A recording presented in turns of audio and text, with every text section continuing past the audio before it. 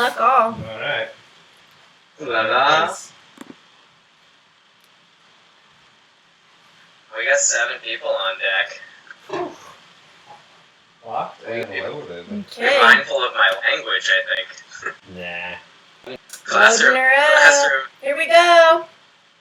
Yeah. Welcome, everyone. Hello. It's time to party. Hope you're ready. Party time.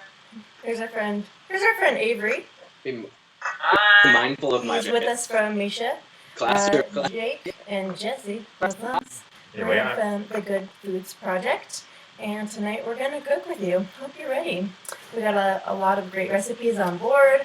Hopefully you've had a chance to look over all the recipes, pull your ingredients together. We did offer some prep recipes ahead of time that you can have ready or not. What did we do? A handy list of all of our prep recipes here. We made some butter. If you didn't get a chance to make the butter, you just have butter lying around. That will still be delicious on your bread. Hopefully some of you got a chance to make some of the sourdough bread.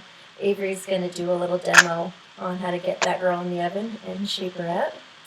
Oh, yeah. If your oven's not on, now would be a good time to turn it on. Yeah, you Crank crank it. that oven Crank to that 500 oven. degrees. Yeah, as hot as you can get your oven. Hope you didn't burn any pizza cheese in there. Might get a little smoke action on it. I'm not saying that I did. I'm not saying that I did. If you're following along on the stream and you have questions while we're going through, feel free to type in a comment. Should be a little screen just to the right of us here with comments. Add it in. We'll do our best to answer you. Here it is, just right over here. That one. Also for our dessert, hopefully you got a chance to cook some rice and dry it out. Avery suggests if you haven't dried it out, put it in a low oven for a while. Hopefully you're not trying to heat your bread at the same time, because those are contrasting oven times. If you're in the San Juan Islands too, it's also wildly sunny out, and you could probably throw it in the sun for a couple hours and let it just air dry. But honestly, if it's 75% of the way there or more, it should be fine. Totally. And if it's not fine, that's part of the program. We're winging it. We're all learning today. Most of our recipes tonight you'll find you can substitute out things for what you have on hand, and we'll definitely work with you if you have questions and want to see how you can use something you have. Also made an apple compote for the dessert that was really delicious. I had a hard time not eating all of that. Save some. Cooked our bacon yesterday for the salad, so if you're planning to do the salad with us, pop some bacon in the oven as well and chop it up fine. And then make our matcha custard. Do you want to talk about any tips on that if they haven't gotten that done yet? Matcha custard recipe is pretty spot on. I've done a couple tests on it. Just like making anything with eggs, if you're cooking on a stove top, you just want to keep stirring it.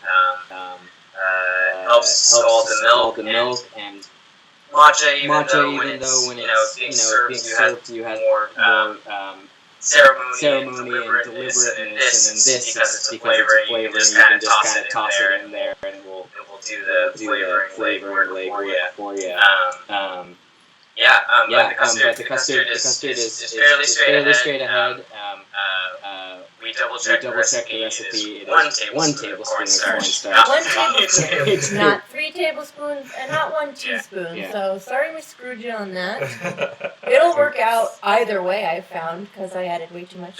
Still delicious. The nice thing is it is forgiving. You can thin it down if it ends up being a little thick. You can use something like milk, a little bit of cream. Some of the buttermilk left over from a nice pan. Make a lot of butter. It'll be pretty flexible. Use all the parts. Exactly. Yeah.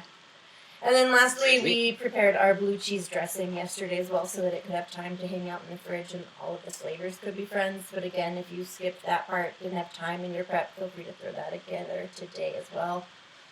It'll still be good. And if you don't have one of the 2 ingredients or you have more of one thing, just throw in what you have, taste as you go, and adjust it to your liking. We're going to start today with the cocktail. So also, It was suggested to take a few ounces of your favorite spirit and throw a bag of tea in there, infuse it. We chose to go with some tequila we brought back from Mexico that was not the most precious tequila, so it could benefit from some extra flavor, and threw in some mint tea. So today we'll just add some loose leaf instead of a bag, so we'll strain that out first. Other tools, if you have them lying around, you want to gather up. It's a cocktail shaker, a little hawthorn strainer, or whatever strainer you have on hand. And then I use a conical mesh strainer as well to collect all the nasty bits. And then your favorite citrus.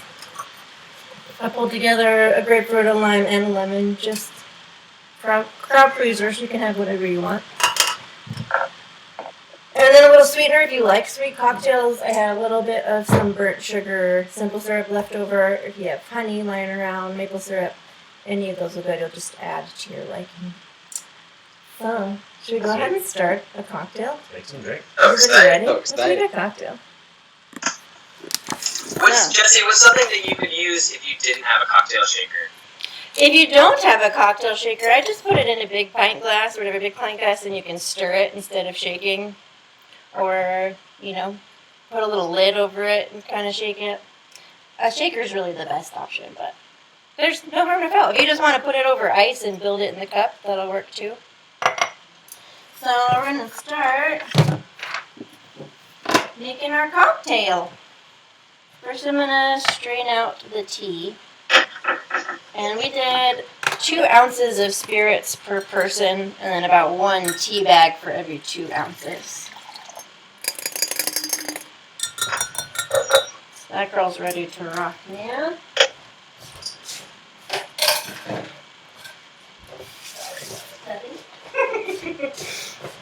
Okay, I'm going to do 2 at a time. So there's 4 of us in the house today. We're going to make 4 cocktails. So I'm going to put 4 ounces. If you're a bit of a lightweight, it's afternoon for us on the Pacific coast. So if you want to go a little lighter, do 1.5 ounces. That's totally fine. And I'm going to juice this here lemon. Stick it in the cup here. And part of the reason why we use that conical mesh strainer, straining it into our cup, is to catch any extra bits of zest or seeds that you don't want to drink in your cocktail. Alright. We're going to just do a shy 1/2 ounce for every cocktail. So since I'm doing 2, I'm going to go a little under 1 ounce. I'm just going to do a quick splash of my syrup. Since I'm using a really tart citrus, that'll help balance it. If you're using grapefruit or orange, you can skip the sweetener altogether since those are sweeter.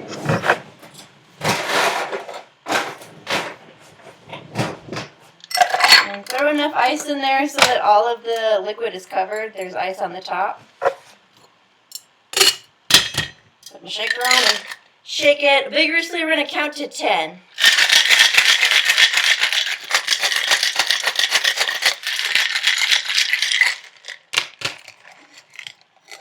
Okay. You mean half the amount of time it takes to wash your hands? Exactly. Thanks for the reminder. Keep it relevant. Wash your hands, y'all. Okay. So we're going to strain this into I'm using little cocktail flutes. If you have cocktail coupes, or if you just want to put it in a regular old bucket glass, that's fine too. I'm going to split these up evenly. And then the bubbly component, I said you can use wine, cider, if you just have sparkling water, or LaCroix on hand, any of those things will work. I was super stoked on this unicorn bubbly rosé. So that's what we picked up. That's good. There's a golden unicorn on it, so there's no way I can't pick that up at the store. Crack that boy open. That's the stuff. And then we're just going to top off our bubbles with that, girl.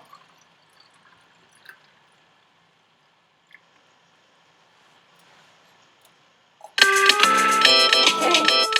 That's my timer telling me make a cocktail now, so we're ahead of the game. Cruising on. We're cruising. Cocktail accomplished. We gotta get the important stuff That's out of the way really for me. first. Okay, now we gotta test it. Me? Yeah, this is one for Jake, one for me.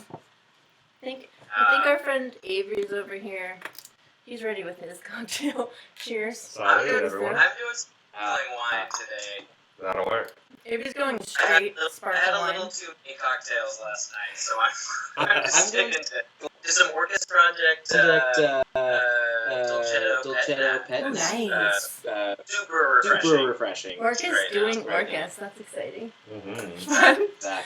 So if you have any questions on making the cocktail, throw that into the that's comments. We'll help answer. It's delicious. It says Yeah. unanimous. What was the inspiration for this cocktail? One more time. What was the inspiration for it? Well, I thought a little something bubbly is always fun while you're cooking. So if you don't want to drink straight wine, that's an option. And personally, I'm usually pretty sensitive to wine. I can only have a little bit. So having a cider or sparkling option was important to me too. And then being able to use whatever you have on hand. So if all you have is an orange or a lime, you can use whatever you want and tailor the flavors to what you like to drink. Totally. Everybody wins. Delicious. It's delicious.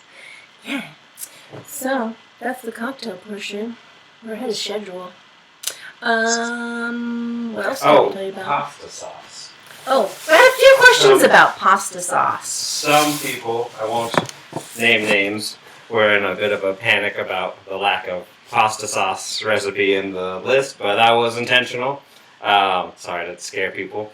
But it's going to be finished a la menu. We're going to make a sauce with whatever you have on hand. If you don't know what you like in your pasta, talk to us in the chat. We can give you some ideas. Tell us what you have. We have some nice spring garlic we need to use up, and some purple broccoli. We'll just be sauteing those once our pasta finishes cooking, and make a sauce with the pasta water. We'll also do a quick cacio e pepe, just cheese and pepper. Super simple stuff, so you can kind of taste all that delicious fresh pasta goodness with whatever you have in your pantry. Or you can be super fancy like our friend Avery. Jake, I got a question for you, because I got this bolognese. Oh yeah. I had in my fridge. Would that work for a fresh pasta? When you're in luck, that's perfect. That's best case scenario. If you have an awesome portable bolognese, Full disclosure, I was one of those people like, who what is this? what is happening? What is life? Pasta sauce. But That's sort of the beauty of it. That's sort of the beauty of it, right? Is that you can If you're making fresh pasta, it's a great excuse to clean out your fridge. Totally. Stretch a little protein into into like a whole meal. Exactly. meal. Feed friends, feed your loved ones, feed your family. Feed friends, feed loved Feed ones. yourself, whatever you have, whatever whole ideas. Use what you got and make it work, and we'll help you find a way to make it delicious. And if you want to make a bolognese in a frenzy, then more power to you. That's going to be even more delicious. Frenzy. Frenzy. It's the only The only bolognese bolognese I know. Exactly. That's how you make it good. Ask any Right. Now we're doing a soup. Is it soup time? 10 more minutes. 10 more Make some minutes? Soup. I want to, We got some time to kill. in case people are waiting to tune in, 'cause they're like, how do I make soup? Yeah, is anyone out there, or is it just the three of us hanging out? We just. I'm not Say mad. hi if you're watching. Let's all Got be six together. Got 6 people watching now. Figure out. I'm just so bad at technology. I'm trying to figure out how to read the comments here. Yeah, I've not live streamed anything before, so it's going to be a learning You're our guinea pig. curve for all of us. All Thanks nine for of us. hanging out. Yeah. I know that Avery prepared a really beautiful mise for his soup. He had everything chopped and ready to go. So I'm going to start that process because we've not done that. So do you want to talk about blanching and foraging and that kind of stuff? Absolutely. Okay. I'm gonna grab my piece of pasta to show you guys. What I got working here. So that's beautiful. Now, also, you guys know about this whole program? These beeswax lines. Oh, yeah. That's a cool one. I haven't seen one so colorful before. My roommate made. She works at a Montessori school, and her and her kids there made this. It's so useful. That's awesome. Yeah. So I don't know. I hope everyone can see this without me like fully knocking it over. But I tried to isolate all of my ingredients. If you So nice to meet you. follow dinner series on Instagram, I put up a little photograph of everything. Here in my pan, I've got my diced onions. I've got my garlic sliced up. I was thinking about what's that old gangster movie? Is it The Godfather, where he's Oh, Razor Thin. Is that or Goodfellas? I don't remember it, but probably The Godfather. Godfather, I'm pretty sure. Razor Thin It's garlic. mountains. I got some red potatoes, Yukons or russets. If you're gonna use russets, I would probably peel them or wash them real good. But red or Yukon are great. They've got enough starch to kind of give the soup a little body. These are chopped and blanched stinging nettles. It's in Washington State, at least, and probably up and down the Pacific West Coast. It's nettle season right now, and right now is a great time of year to pick them because the plants are super tall, and you can use the majority of the plant, whatever you're using it for. It's great to saute with. In this case, it blends really nicely into a soup full of a bunch of different vitamins. It's great for respiratory health. It's great for it's got high iron, magnesium. It's kind of like a super green vegetable. Really, the only caveat with it is that it will sting you. But even the sting is apparently has some medicinal value. They use it for arthritis treatment in some circumstances. Anyway, so for those who aren't familiar with blanching, I don't have a pot of water up, but I can talk you through it. Typically, the idea is that you want to have water at a rolling boil. Green vegetables, I like to salt the water pretty liberally, and I use ocean water as ocean water might be like -2 notches. It's kind of my barometer for how seasoned my water is. And the idea here is that you want to have the water at the rolling boil, and then you're going to plunge your vegetables into the water. It'll cook the nettles, B, shock the stinging cells in the nettles, relax the stinging barbs, and C, it'll set the chlorophyll in the plant, so it'll give your soup this really beautiful, like, verdant green color once it's all cooked. Typically, the nettles I like to blanch for about a minute, and then shock them in ice water. And that's sort of it. Wring them out real good, give them a nice chop. I just ran them through with a knife. Reason being that if you blanch them whole, you don't chop them, and you go to blend your soup, you'll wind up with maybe something like winding around the blender. That's a whole. It's like if you've ever tried to blend whole chives, they just get the whole thing. Chive, like shower drain tangle.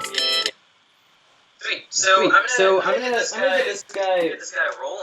this guy rolling. I'm hearing that there's some reverb when you're talking, so we're gonna do some quick troubleshooting, but keep her rolling in the meantime, and we'll see what we can do to fix it. Perfect. Okay. Well, maybe it's my kitchen. I don't know. Or could it be the volume on your screen? That's what I'm thinking. Like they're like recording. Or could it be? Yeah. So I'm gonna mute the audio on our screen, and let's see if that fixes it. Erica, thanks for the shout. We'll see if we can make that work. Thanks to people who are watching. We're gonna go to Avery, full screen. Let's do some. All right. There you are. Okay.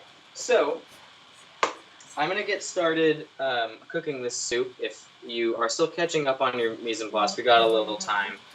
So you're looking at diced onion, sliced garlic, sliced potatoes. When I think of sliced potatoes, just not a potato chip, but just thin enough that you're not gonna have to cook these forever. See, so I've got a soup pot heating up here. I like to cook everything on high heat because I'm patient, but I'm just kind of wanting to get my pan a little bit warm. Avery, will you make sure that all the sound's off on your devices as well? Because I'm hearing your voice twice. Perfect.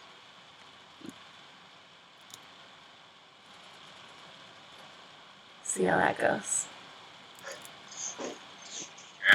Here, I'm gonna shut the sound off on mine. Better?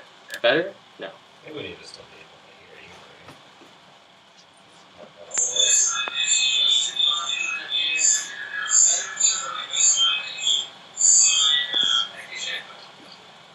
I just kind of want to get my pan a little bit warm. Avery, will you make sure that all the sound's off on your devices as well? Because I'm hearing your voice twice.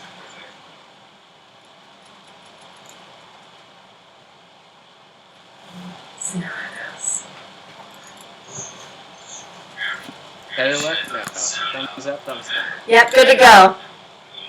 Okay. Let's rock. Should I turn the volume off on my device? That one so we I can muted well, then we can't Okay. hear what he's saying. So, pan's hot.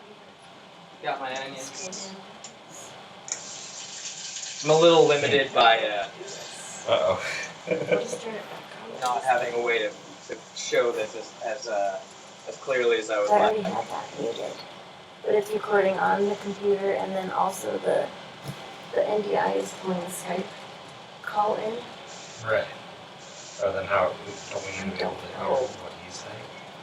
Yes. So we can talk to I him? don't know how to do it. Maybe if we just This is gonna be delayed. Cool. So, Yeah, because he's listening to onions us, and so it's just recording. garlic, cooking down.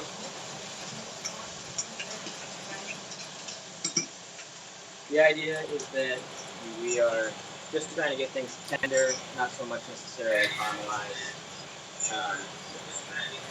At home, I'm using just canola oil. You could use olive oil. Either one's fine.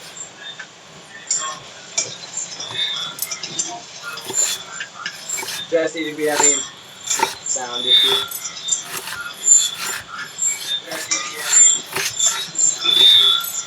you turn it off. Yeah, it's the sound issues. Still working on the sound a little bit, buddy. It works when we can't hear you. And then when we turn you on again, it doesn't work. Yeah, perfect. We need some closed captioning. It sounds like it's still doing I don't have much worthwhile to say, you know. We're rolling with the punches, you know.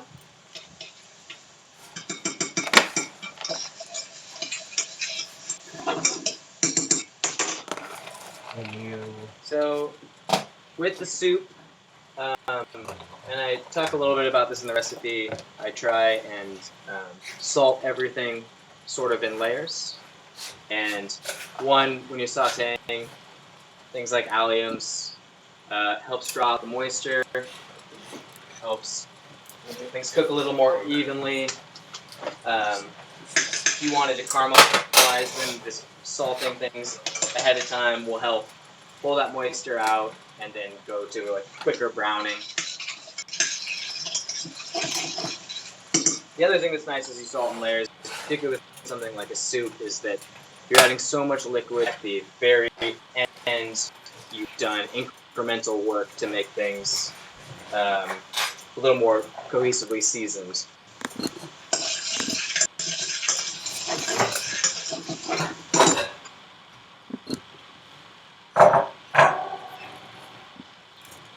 Show you, I got my tender little alliums So beautiful.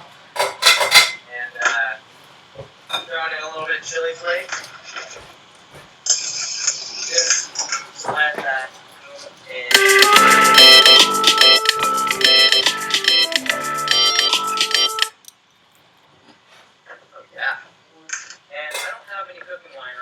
So my easy driver move.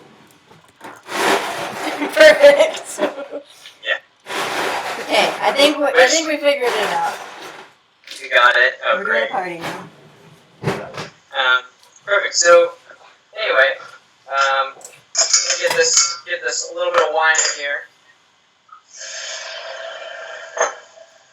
Let it cook down. You could use dry white wine. You could probably even get away with a rosé. If you had a light pilsner or something like that, or a lager, that would also work. Again, this soup is super versatile. It's a great thing to do if you just have like a couple loose potatoes lying around or some old greens.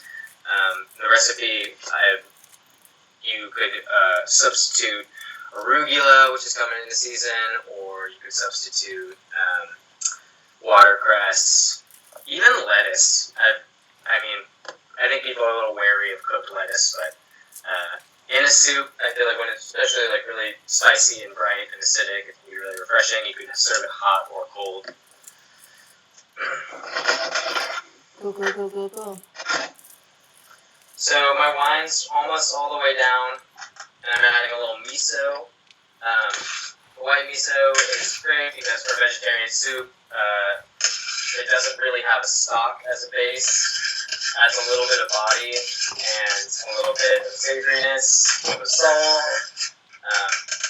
And the nice thing about the white miso is you can add it and it doesn't particularly direct the soup in it being a sort of Asian soup necessarily, but in the same way that if you added anchovies or fish sauce, you get this sort of underlying savoriness and umami in your soup that is like makes it exceptionally delicious. We like exceptionally delicious things. And fermented. Yeah. Are we doing okay on time? Are we behind? I think we're right on time. Jake was just mentioning that we do love fermented things. We've been doing a lot of ferments in the trailer. Yeah. We're working on lupini miso, like those weird Italian beans that I'd never done anything with before, and they're super bitter at first, like to the point where they could be toxic. So you have to soak them for like a week and keep changing the water. But it's working. I got some koji in them, and it's been like 2 weeks now, and they're starting to smell miso-y. So it could either be real weird or real cool. We'll find out. Nice. Yeah. So I have some questions about that. I'm adding all my potatoes. My wine is cooked down. My miso is fully incorporated. Nice. Yeah. I use a water filter when I'm doing stuff like this. If you don't have one, that's fine. But We lost your visual a little bit. oh no. Oh. I just had to Technical grab difficulties. something. There you are. I grab something from the production team. Right. Some live stream TV magic. AV team is fire. It's their first time. Give them a break. I am not well versed in the art of demonstrative. No. Especially not this fancy live streaming. There's a whole control panel over here. It's like we're in a space. Yeah. Okay. So I got, just for an update, if you're cooking along, if not, I'm still working on mise en place, that's all good, we got plenty of time. My potatoes are sitting in this sort of miso vermouth alley of water right now. They're going to simmer for usually about 10 minutes. And I basically am just looking for them to be cooked through. And there isn't like, it's not like an al dente potato. It's like a potato that you pick up, it's just going to fall apart. Because we're going to blend the soup, and instead of thickening the soup with, say, a roux or a starch like cornstarch or arrowroot or something like that, we're just using the potato starch. Oh, that's clever. I like that. To make a thick potato, and the nettles will inherently flavor the soup. So, like I said, it's really versatile, and it's a great way. If you were making something like a chowder, this is something I'll do a lot, is I'll have, like, steam some clams clams, use the clam stock and maybe a little fish stock, and then cook the potatoes in that, and that'll be the base for my chowder instead of making a roux. It's nice to have the like floury soup, but sometimes I would prefer just to have it a little thinner and without the taste of like cooked. Right. And that would be like a gravy soup instead of just using what's in the soup to make it have soup exactly. texture. Yeah, I like it's that. like, That's cool. It's just staying closer to the sort of source material, you know. For sure.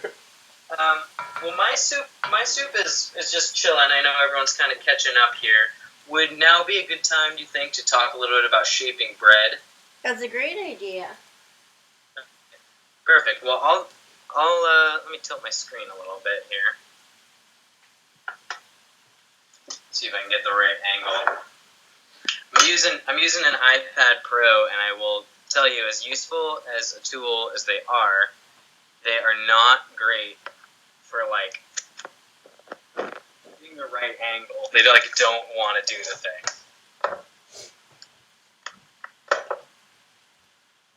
Let's see.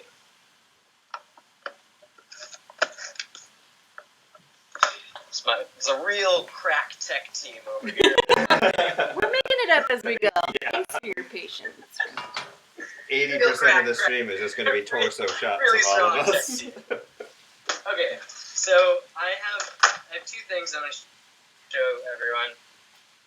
Thing one is earlier today I shaped half of my bread dough, and that's sitting in this bread basket. It's shaped, it's folded. It's just hanging out, proofing right now, and it's getting ready to be tossed in the oven. But the other half of the dough I haven't shaped yet. And for the sake of our timeline, I will kind of keep an eye on both for people who are following along. That way, if you're ahead of schedule on bread, I can let you know when it's a good time to pull it out of the oven, or if you're going to be baking along, you should have fresh baked bread just in time for dinner, which is excellent news. Awesome. Good stuff. I don't know if anyone is paying attention, but we don't have chili flakes, so we're just using some good old tagine in our soup. You know, classico. That's a great idea. Alright, so bread shaping is something that took me a long time to figure out how to do, but that doesn't mean that it's impossible. It is so much so about touch and getting used to the dough. I made this bread dough actually 2 days ago, so it's fermented significantly longer than the recipe calls for, and part of that was just that I had some stuff going on yesterday. I don't like to let sourdough ferment longer than 48 hours, but 24 hours is a really palatable kind of sweet spot for bread. If you like a more sour bread, 48 hours usually should do the trick, and then I feel like it gets kind of weird after that. This is the whole wheat sourdough. This is a version of bread that I would bake in the Loft, the restaurant that I'm the chef at, when restaurants are a thing.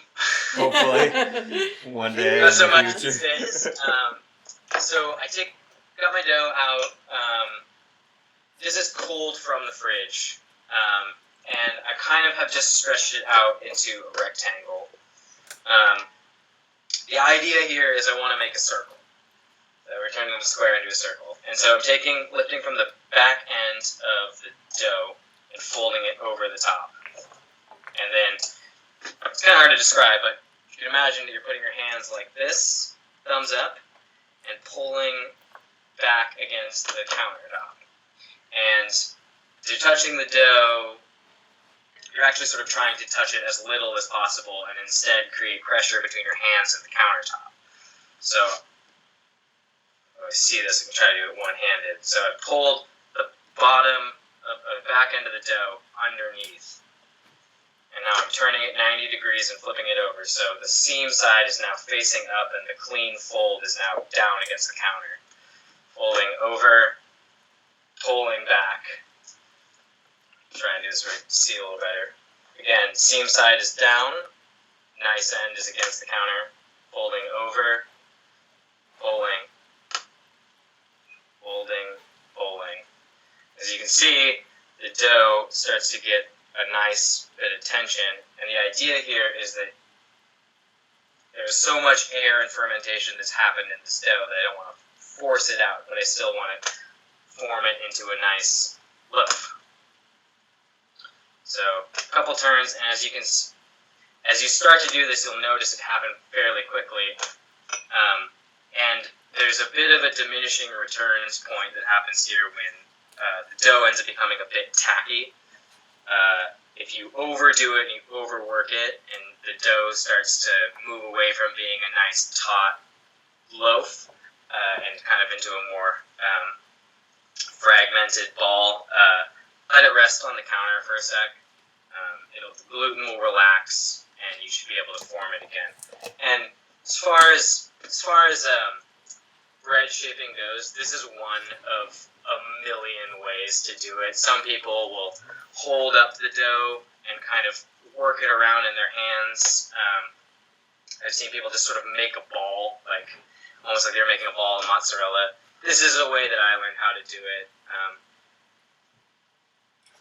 It's one of those things that you learn how to touch. At the end of the day, the nicest thing about homemade bread is that you still have fresh baked bread. So there are obviously varying degrees of excellence and quality. Part of the fun of it is that it's really tactile. You start to learn about how dough ferments, the interaction of like gluten, natural sugars, yeast. It's a whole world. So I'm just going to finish this guy up. And I've got another bread basket here.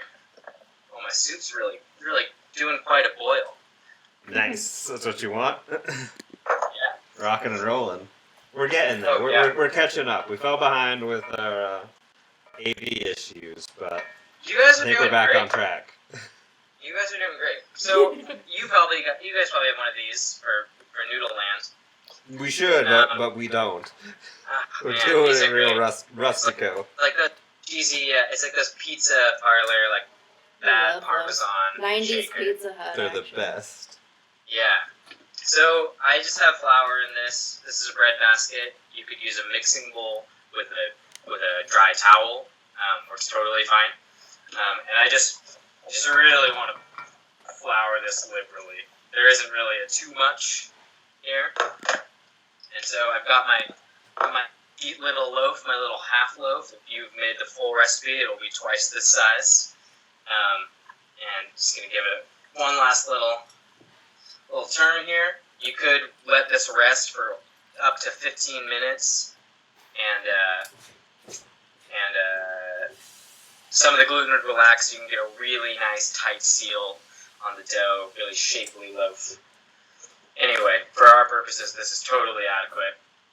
I like to pick it up kind of fast into the other hand. Got the bottom facing up. Nice top of the loaf goes into the basket, so you've got the open side of the underneath is now facing you, and it's a little jagged, a little rough, but you can start kind of folding it in on itself. Some people do a stitching method, sort of like this, pulling the dough in on itself, almost like you're making like a challah bread, and that just helps make a cohesive Can you loaf. show the top when you're done? That's a step I've always skipped. You don't have to do it. I just find that it makes my loaves a little more sort of Round. hold their shape a little bit better. Yeah, I like Some that. people are really fastidious about it. I kind of go half and half. Some of it can depend on how wet your dough is, and other times it can just be as simple as just letting it just do its thing. Because now, at this point, this is going to hang out for an hour. So it'll form back in on itself one way or another. Right. If only we all could. What? If only we all could. I know, Form right? back So on this guy's itself. going to take this guy's gonna take a little nap. And I'm gonna check in on my soup. Still good on time, Jess? Doing great, buddy. Perfect. Alright, so check this out, you guys. We got some falling apart potatoes. I'm gonna show you what I'm talking about. See that? That's just dissolving. That's nothing at this point. Perfect. You're gonna Smell blend the it. miso, a little chili, a little wine. So I've got my nettles left over. At this point, if you had, say, arugula or something else blanched, now's a good time. I think the more tender the grains that you use, the less time you want to have them in the cooking liquid. Soup. Yeah, you don't want us to And totally dissolve turn into it. nothing. Nettles are so sturdy. It's kind of why I like them. They can just kind of take a beating. Among their numerous health benefits. So healthy. So good. Now I'm back on camera. Jake likes So to. good. It was a more comfortable corner over there. In fact, my business partner Drew and myself have been running this food blog off of our website, MationDinnerSeries.com, and one of our more recent entries talks a lot about nettles, their health and medicinal benefits, as well as a number of ways to prepare them. The recipe for the soup is also there, and yeah, I just have always really enjoyed cooking with nettles. I think right now, having the privilege to be able to be outside and foraging something is not something that everyone really has access to, so I'm feeling super lucky that I can get out and leave my home for an hour and get some Absolutely. And then chair you and find pick some nettle. free, delicious, healthy food too. You don't go Free food, buy free nettles from the store. You go find it and pick it, and then you have a closer connection. Can to you it. That's talk about great. if people haven't foraged nettles, if there's an ideal time or place or size? Yeah. What are you looking for? Absolutely. So nettles have 2 seasons. At least in the Pacific Northwest, they shoot up usually late March, early April, and then again, typically like late September, early October. Which is great because it's really fun to cook with them in the spring with new onions and green garlic and things like lovage and chives that are coming up in the spring, but also in September when you got squash and late season tomatoes and peppers. Like it's a great vegetable to kind of throw into the mix. Making like a late fall succotash or something like that. And just chop up some nettles. They're great in the salsa verde or pesto, things like that. Love that. But typically you'll find them, in coniferous forest. Usually they grow in big clusters. Sometimes you even find them on the side of the road. I try and stay away from the side of the road, just from fumes. If you can find them in a park or they'll grow in your yard. That's the best place. For sure. They don't. Sometimes. I might have a fresh example. Hang on a second. Cool. So my roommate actually foraged these the other day, and I'm gonna get some tongs here. Yeah, I made that mistake too many times. So this is we got a freshie right here, Oh, that's nice. and so these were cut kind of certain parts you can grab and be fine, but they're cut kind of in the same way that you would harvest basil. And I'm not a farmer, so I'm not gonna claim to really know, but I know that when you cut basil, you want to cut at certain points on the stem to continue regrowth. And nettles are kind of similar. It seems to me like you cut them sort of, there's all this new growth at the top of the plant, and then sort of like some tertiary lower leaves, kind of right at that spot. This is like the most tender part of the plant. You've got the stem, which is super delicious and a great texture. The leaves, all the chlorophyll. And I just suggest people wear gloves or have, like something like a little pocket knife or scissors work really well. If you're brave, you can do it barehanded. People eat nettles raw, but I've seen that go pretty sideways. Yeah, you have to know what you're doing, and I've made that mistake too. So The nice thing about nettles is they're super easily identifiable. They're such a distinct plant. If you just look up stinging nettle, there's tons of information about them. I always wash them regardless of where I find them. Some plants I'm up in like, Mount Constitution and I'm picking some kind of like miner's lettuce or something, I'm a little less worried about washing it. Right. But I'm going through a public park, I just like to give stuff a cold water rinse. Not gonna hurt, that's for sure. Yeah. Nettles are great. They freeze really well too, so if you have a big patch of them, blanch them, chop them, throw them in a Ziploc bag. It would be great if you wanted to make something like traditional spaghetti, or not spaghetti, lasagna with bechamel instead of spinach. I like to think of it as a great substitute for spinach or kale, something like that. It's great. Grilled, just toss a little lemon and olive oil. Super versatile plant. Good stuff. Great. Well, I'm gonna blend up this soup. I'll show you guys that, and then we can move on to the next thing. Perfect. Good deal. Our potatoes are still getting a boil on, so they're a little firm. We're gonna keep them in here a little bit longer. Okay. I don't want to rush you guys, but No, take your I'll time. show you my program here. Yeah. I happen to have a Vitamix. I sprung for one a couple years ago, and I'm really happy that I did. Not everyone has one. You could use immersion blender, a little stick blender.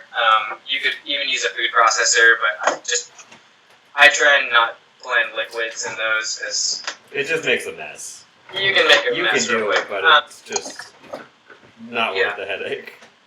Such a headache. So, about pureed soups and blending, I always try and blend less than. I never try and do it all at once. No, Find recipe for disaster. Just get a better blend if you don't go nuts. So I'm just gonna do half of this. Kind of get after it. This will be a little noisy, so apologies. So just trying to get a nice smooth puree.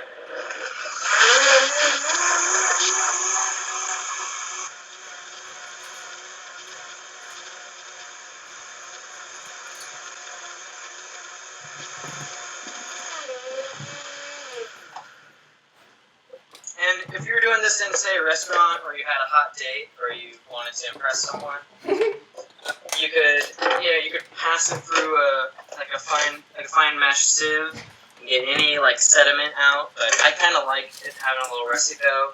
You can see that color is insane. So beautiful. It's just bright green, lets you know what time it is, and I love that about the soup. On the aforementioned blog, there is a little story about the first time I cooked this soup, and it just is really sentimental for me. It just reminds me of traveling and visiting friends in Denmark and doing this very bizarre dinner. I made this soup and served it with a poached egg and some kind of crispy little nettle leaves, and people were thrilled about it. So I like to make it this time of year.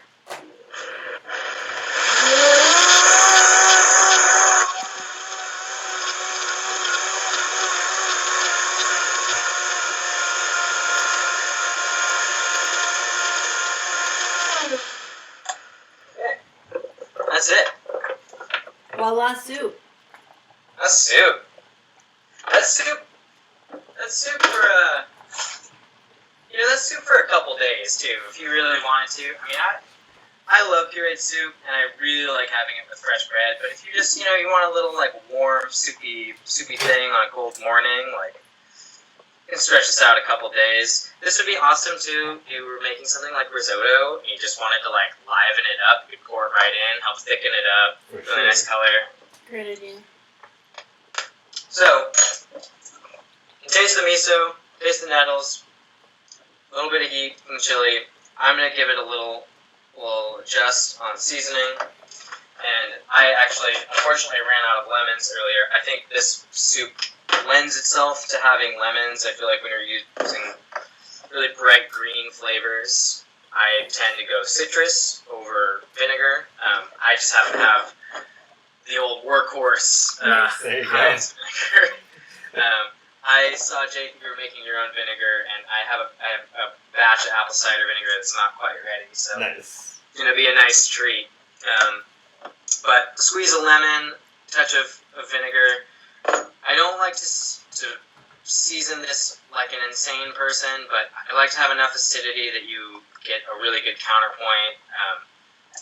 Texturally, this soup is like really pleasant to me to eat. It's like just the right amount of starchy potato that really coats your mouth. So if you don't have a lemon and you're using vinegar, do you have a quantity you would suggest on the vinegar? For this amount of soup, I would say probably 2 tablespoons as a starting point. I tend to have a palate that leads to acidity. So for me, I like to go a little higher. But again, part of this thing about making a really good pureed soup is finessing your seasoning, and it's why you start salting as you go. So that if you need to overcorrect with acidity, you can just do that at the end, give it a little stir, and you got a soup.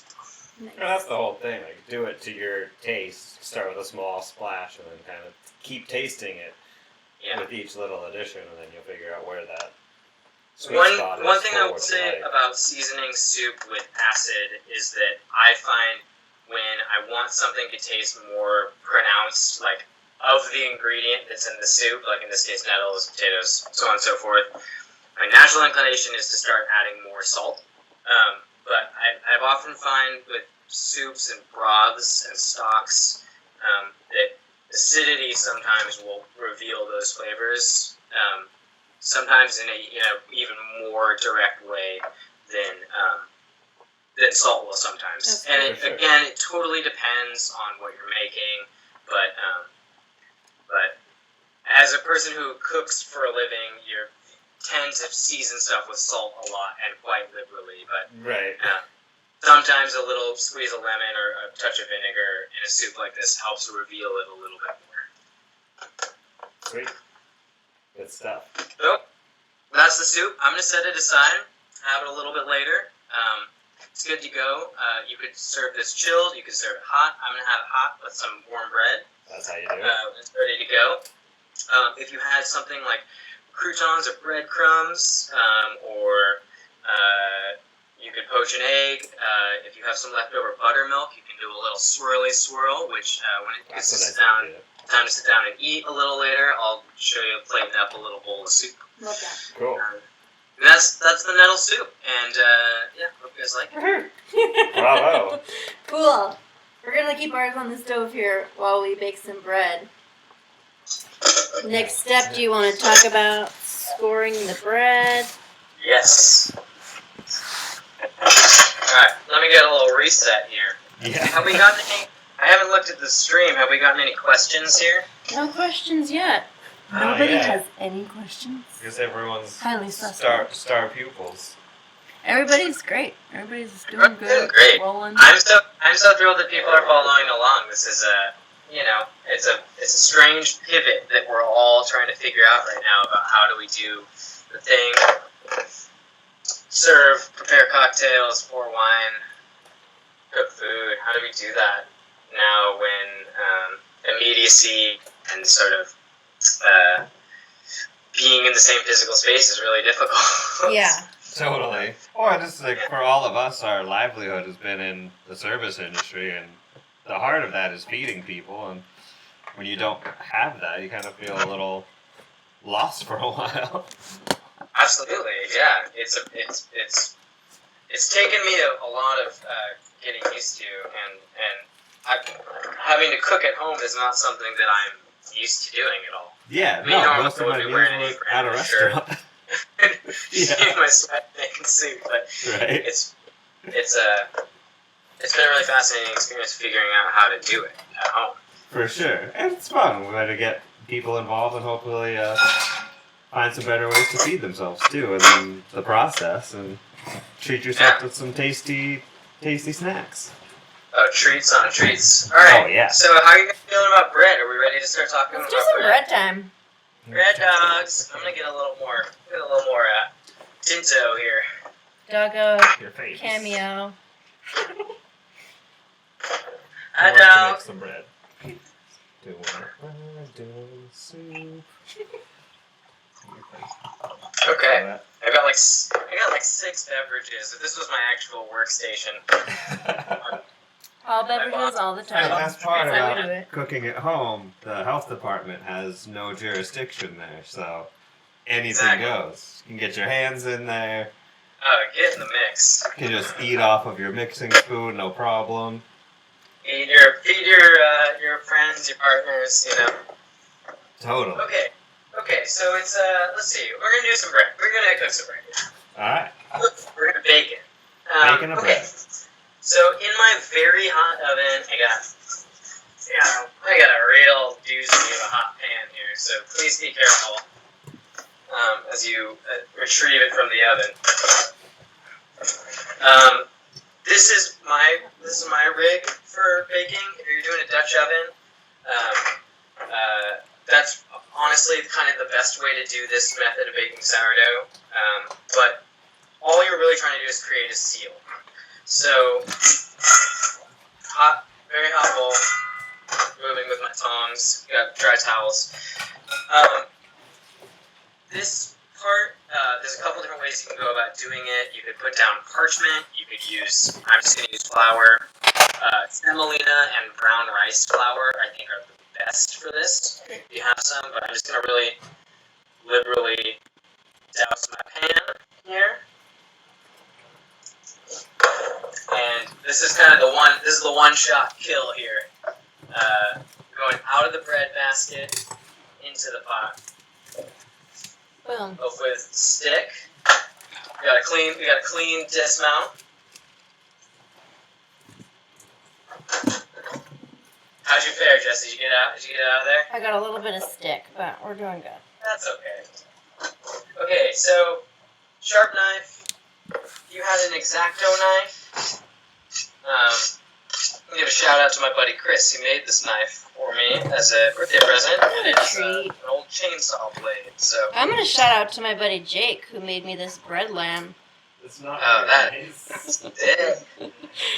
Future knife Bread- maker Jake Pearson. I got a ways to go. Bread lamb is best case scenario, and in fact, Jesse's setup is looking ideal. We got a little parchment so we can slide into our hot Dutch oven that's in the oven. And Yeah. then a little pizza peel to facilitate that slide. Exactly. Okay, so scoring. You can do a number of different patterns and designs. I like to make a square. It's really easy. Just gonna make a cut about a quarter of the way into the loaf, maybe like a fifth of the way in.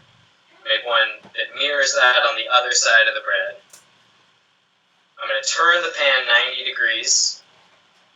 I'm gonna do the same. And my cutting motion is just towards me. I'm not sawing it. I'm just making one nice clean cut. If I need to, if I feel like it's not quite there, I'll just turn it around, but I'm always cutting towards me.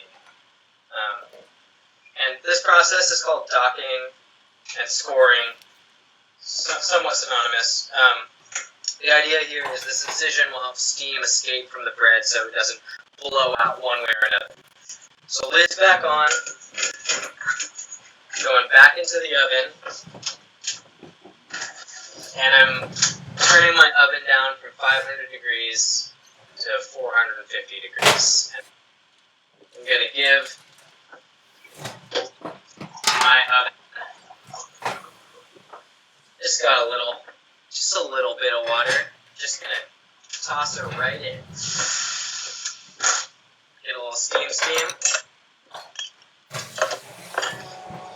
Closest thing I've got to a sauna at this moment.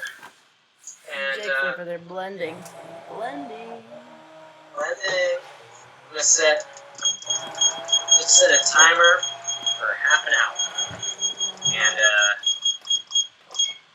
this is gonna be our first of 2 timers for our break. So we'll keep track for you guys if you're baking along at home. I'll let you know if you don't have a timer. But, this is allowing the bread to undergo what's called the oven spring.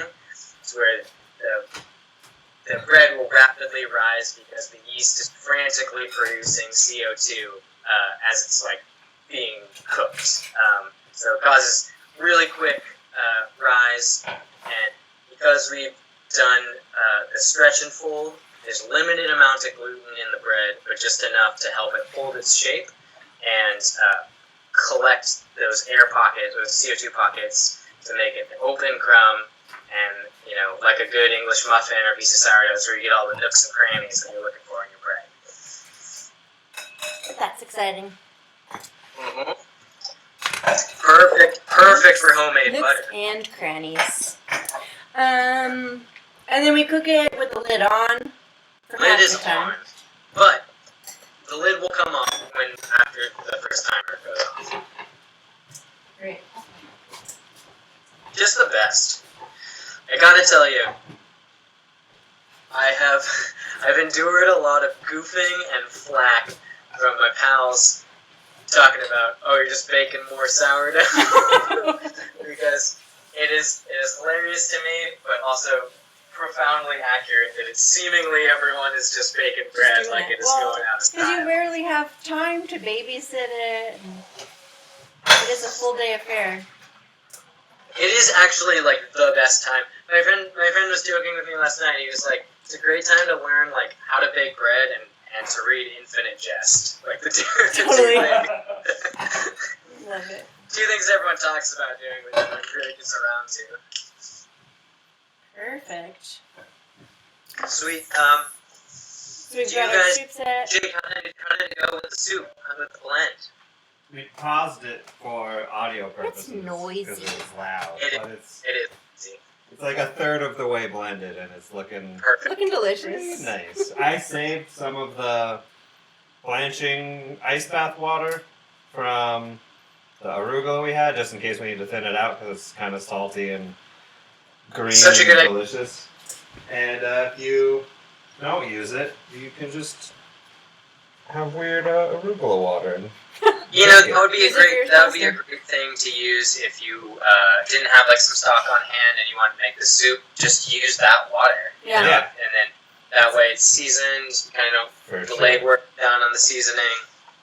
Yeah, it's a fun trick. Or I'm like not if you're like sure about that blanching water bill. peas or like Yeah. blanching mint or whatever. Like sometimes it's just tasty. I used to drink this all the time when we were at Nové and caught a lot of flack for it, but Yeah. Throw like a weird cucumber seed strip Yeah. in there. Maybe like Spa lemon water. butt.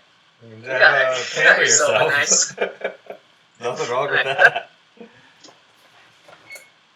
Hey, what's next now? What Then are we we're doing? gonna start some demo of pasta making, I think. Bread's Oh, in yeah. the oven. Will you tell us a little about your butter, Jake? Yeah, let's talk about the butter. I think I've been doing this recipe for a long time. It's a really easy. Do you want to pull it out of the fridge? Yeah. So what we did to make our butter is you just take whipped cream, just straight up out of the jar, and then I put it in the stand mixer and blend it past the whipped cream stage until the butter fat starts to separate from the buttermilk, and then the leftovers just butter action. And Oh man, yeah, it's so simple. So simple, I so remember- easy. When I first learned, I put mine in a little. I made it a little ball. A cute little ball. Oh, that's No. nice. I made a little ball. I was thinking about making a bird or something, but Who's got the time? Yeah. I like to keep when Everyone. I pulled my butter out early because I want it to be very spreadable. Yeah, Get that good nice idea. swoops. If you have some at home, I feel like pull it out of the fridge, and Yeah. your house will be nice and toasty because you got the oven going. Start your tempering. Yeah. It's a good place to mention the word temper. It means to Right. bring it up to room temperature. So now's a good time to start that on the butter for sure. It's Yeah. not just something that you can lose. Right. Here you're trying to achieve it. Yeah. The one important piece in the making of the butter is to make sure you get all of the liquid out, because that will make your butter go bad faster than it needs to. So Yeah. reserve the initial buttermilk separation, and then there are differing methods. Some people like to put it into a cheesecloth and squeeze it, but I like to just add ice water right into the mixer, and then keep mixing it until the water is clear. You can toss it out, add more ice water. If you find that the butter is getting sticky and it's harder to handle, throw an ice cube in, because when it's cold, it's a lot easier to handle. Totally. I've always thought about it a little bit like rice. You know, you're kind of looking for the water to run clear. Right. Yeah, that's a good analogy. And I just wring it out by hand. I'll pour it over like a mesh strain. Yep. Get all the good buttermilk, and then Squeeze and it. then I just go in and one of these guys. There you go. Just want to be quick so that Get your the mitts heat in from there. your hands doesn't heat up the butter. 'cause it Exactly, makes it yeah. hard to cheese. One thing that in the past that I know Jake, you've done some of this as well, is I've cultured cream. Oh yeah. Butter, which is kind of a more traditional European practice, and And you can do that so many ways. And one of the great things about when you end up making your own butter and you get buttermilk is that you can use that buttermilk to culture more cream. Love Yeah, it. And it's awesome.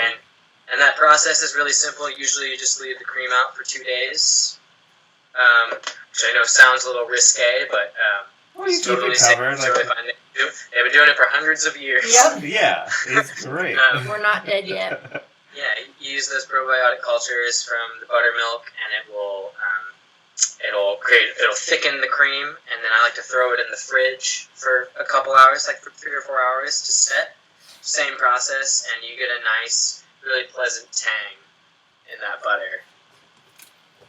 Yeah, love Somebody it. had a pasta question that showed up So, on your screen. I'm but getting not- text messages from my buddies, which is so wonderful. But if you have questions, please do add them to the comments on the YouTube stream so that we can answer them for everyone in case other people have the same questions.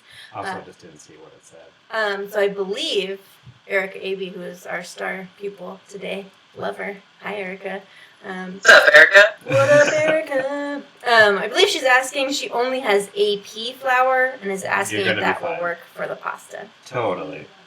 This is a very forgiving pasta dough recipe. It's not the one that we would use in a restaurant, or it's kind of a jumping off pasta primer. It's a good place to start. It's super easy. It's not too difficult to pull off, and it works.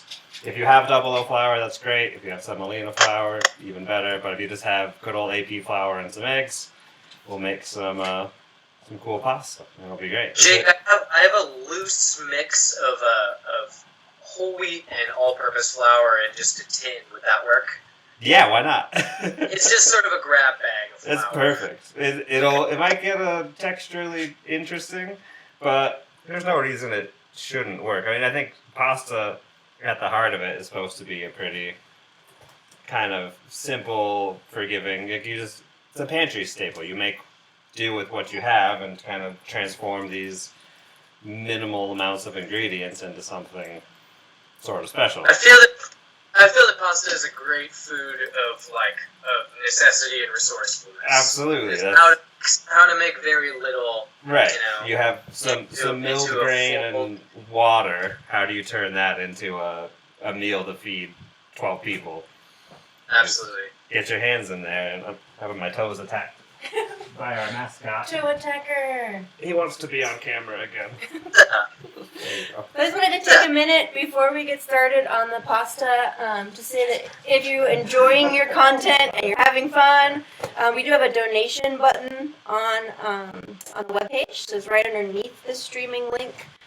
If you have some extra, you'd like to share it with us, it's much appreciated. Helps cover the cost of hosting the streaming, sending you the emails, buying all the ingredients, and feeding ourselves since we can't cook for you in real Right, life we're or in a all, restaurant. all out of jobs for the foreseeable future Yes. until the world stops ending. We appreciate everyone tuning in and Yeah. offering their support and participation, and any patronage is so So appreciated. grateful But for you. even just being present is enough, because we kind of touched on earlier, just this is what we do for a living, and when you can't, it's nice to find a way to still To be with your share it community. and feed people and bring people together, because that's the coolest thing that food does. I think that's the most Yeah. important thing, and that's why we're here. And special Absolutely. thanks to our friend Erica, both for your questions and for your donations received. Very, very grateful for you. So much. Are we doing pasta now? So we're gonna set up some pasta stations. So if you're wanting to cook pasta with us, go ahead and pull out all of your ingredients for that, and we'll get started. I gotta go grab one. Thanks. Do it. Get the stuff. So we've pulled out our double O flour, which is just a more finely milled flour. I'll wash my hands. Yep. Like a dog. Jake's gonna go wash his hands. Hot tip. get our little pasta station started. We got a big bowl here that's for resting the pasta in afterwards. And some farm fresh eggs. We are lucky enough to be living in rural Idaho right now and have lovely neighbors that have about 65 chickens. So we buy our eggs from them fresh. They're really beautiful yolks and fun to use. Especially in pasta, you want to make sure you're using a high quality egg because you're going to taste that egg yolk. So make sure you pick the good stuff out. And Jake's having a quick sip, and then he's going to come show you the pasta. Alright. So, we'll start with a simple egg dough. This one I'm going to be feeding 3 people, so I'm going to make enough for 6 in case people want to have seconds. And if you have leftover pasta, you're not going to be sad about it. And again, this is a really simple, forgiving pasta recipe. By no means like the end-all ratios for stuff, but it's a good place to start, and you can kind of experiment with different things. If you want to add some spinach instead to give it some color and different moisture contents, or make more yolks to make a richer dough, that works too. But for this one, we're going to use 2 cups. I've got this handy little measuring cup from my grandma, just a standard 2-cup guy, and some 00 flour. If you only have AP flour, that'll work just as well here. So we'll get 2 cups of this. Traditionally, I would just do this straight on the counter because it's a little more fun, but if you don't want to make a mess, you can just do it in just a bowl like this. It's a little tidier, especially if you've never made pasta before. This way, if this little well we're making breaks, you won't have to scramble to keep eggs from running all over your house. So put the flour in a bowl, make a divot in it. So I'm going to season it with just a light pinch of some pink salt here, kosher salt, whatever you have. You just don't go crazy here because you're going to be cooking it in salted water, and that'll do most of the seasoning. But a little bit I find helps with the finished noodle instead of just leaving salt out completely. But if you're super sensitive, again, you could leave salt out and you'll be just fine. So then we're going to crack 4 eggs into this well. Grab me a fork. And again, if you wanted to make like a really rich egg dough, traditionally you can see this done with just the egg yolks, but then you have a lot of egg whites left over and it can be a whole thing. And when you're using just egg yolks, because there's less moisture, like most of the egg whites is just bringing moisture into the dough, it can make it much harder to work. So this is, if you've never done it before, a much easier way to go. So I'll break those yolks. And I like to put like a good splash, like roughly a tablespoon of olive oil in with the eggs. Start scrambling those together. It just makes it taste a little nicer, a little richer finish since we're adding the whole egg and not just the yolks.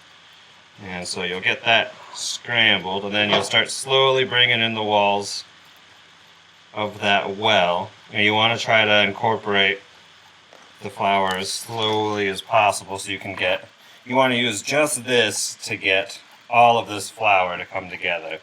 And if you just mix it in all at once, you're going to get clumps, and then like there's going to be parts that aren't going to be able to hydrate and get into the final dough. So you want to like take your time here and try to use the moisture from just those eggs to bring all of the dough together.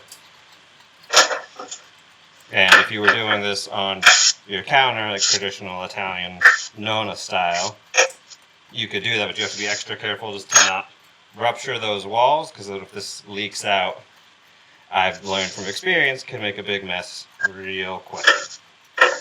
And if you work really fast, like if you have a bench scraper, you can kind of fold it all together and you can get away with it. But if you've never done this before, just put it in a bowl. You won't have to stress about it. And you'll see it's kind of starting to thicken up. It's coming together a bit better. I'm just like getting a wider and wider circle to try to knock some of that flour back into the mix. It's not forming any like huge irregular clumps. It's getting evenly incorporated. And if you don't want to do this by hand, if you have a stand mixer, there's nothing wrong with following the same step, throwing it in with like the dough hook attachment on your stand mixer, and you can bring it all together there, and you'll get just as good as results. But if you want to learn how to make pasta, I recommend doing it by hand for the first few times, so you'll get a feel for how it all is supposed to, how the dough changes once you develop the gluten, and like what it's supposed to feel like when it's hydrated. You can tell if it's too dry, if it's too wet. So I just want to mention again, if you've got questions, if you're streaming with us on the YouTube and you have questions, it's me, Nick and Edo. You can leave your questions in the comments. They'll show up just on the right side of the video if you're watching on your computer, or probably underneath the video if you're watching on your phone. I believe you do have to sign in, so either through your Google account or your YouTube account. You do have to sign in to leave a comment, but this takes a minute, and then you can chat with us. Or you know what? Go ahead and give us a text if you're familiar with either of us. If you're watching our phones, we can answer questions for you there. Give you these eggs.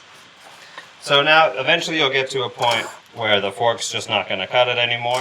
And I just washed my hands, so I have clean hands before you do this. But then you can start bringing the rest of this dough together by hand, and it's gonna get sticky and weird and messy, but that's part of the fun.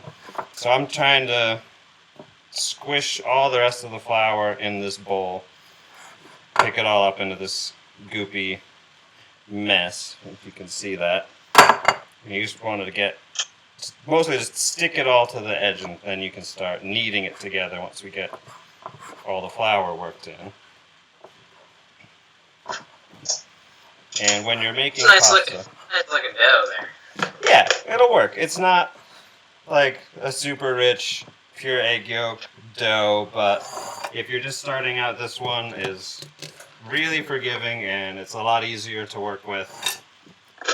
So, it's most of the flour's out of the bowl that I can get without going nuts.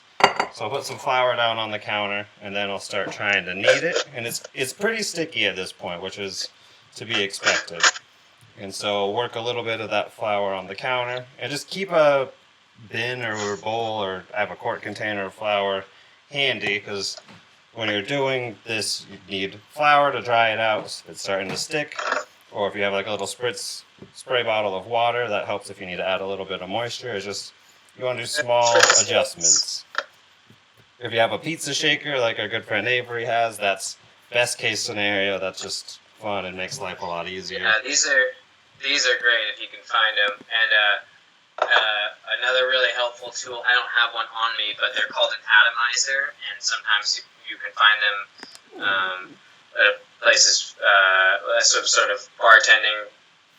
Oh, yeah, retail. for sure. Yeah, people will spray bitters or Pernod or things like their absinthe. Yeah, Out of the an mist in a atomizer. cup. You can also find them at craft shops sometimes, and also pharmacies. They're really common with like perfumes and essential oils, but great tool. Use a little. Totally. Yeah, just a little bit, like a little bit of moisture and a little bit of flour goes a long way here. And then now I'm starting to knead the dough, because it's not, I mean, my hands are a mess from doing all that, but it's not sticking to itself or even sticking to me as much anymore. So I'm just going to knead the dough and start developing that gluten. And you have this ball, fold it over itself, push it out, turn it 90 degrees, and then kind of do the same. And just keep pushing and folding. And there's a bunch of different ways people like to knead, but this is how I was taught and how I like to do it. And you're just going to be doing this for probably 5 to 10 minutes, depending on your flour. And Show it who's boss a little bit. yeah, and again, like, there's nothing wrong with doing this in a stand mixer. It'll be a little bit faster and less elbow grease, but you won't quite notice that change in the dough once it starts getting that gluten developed. And if it starts to stick to you, you can put a little more flour down and just keep working it like so.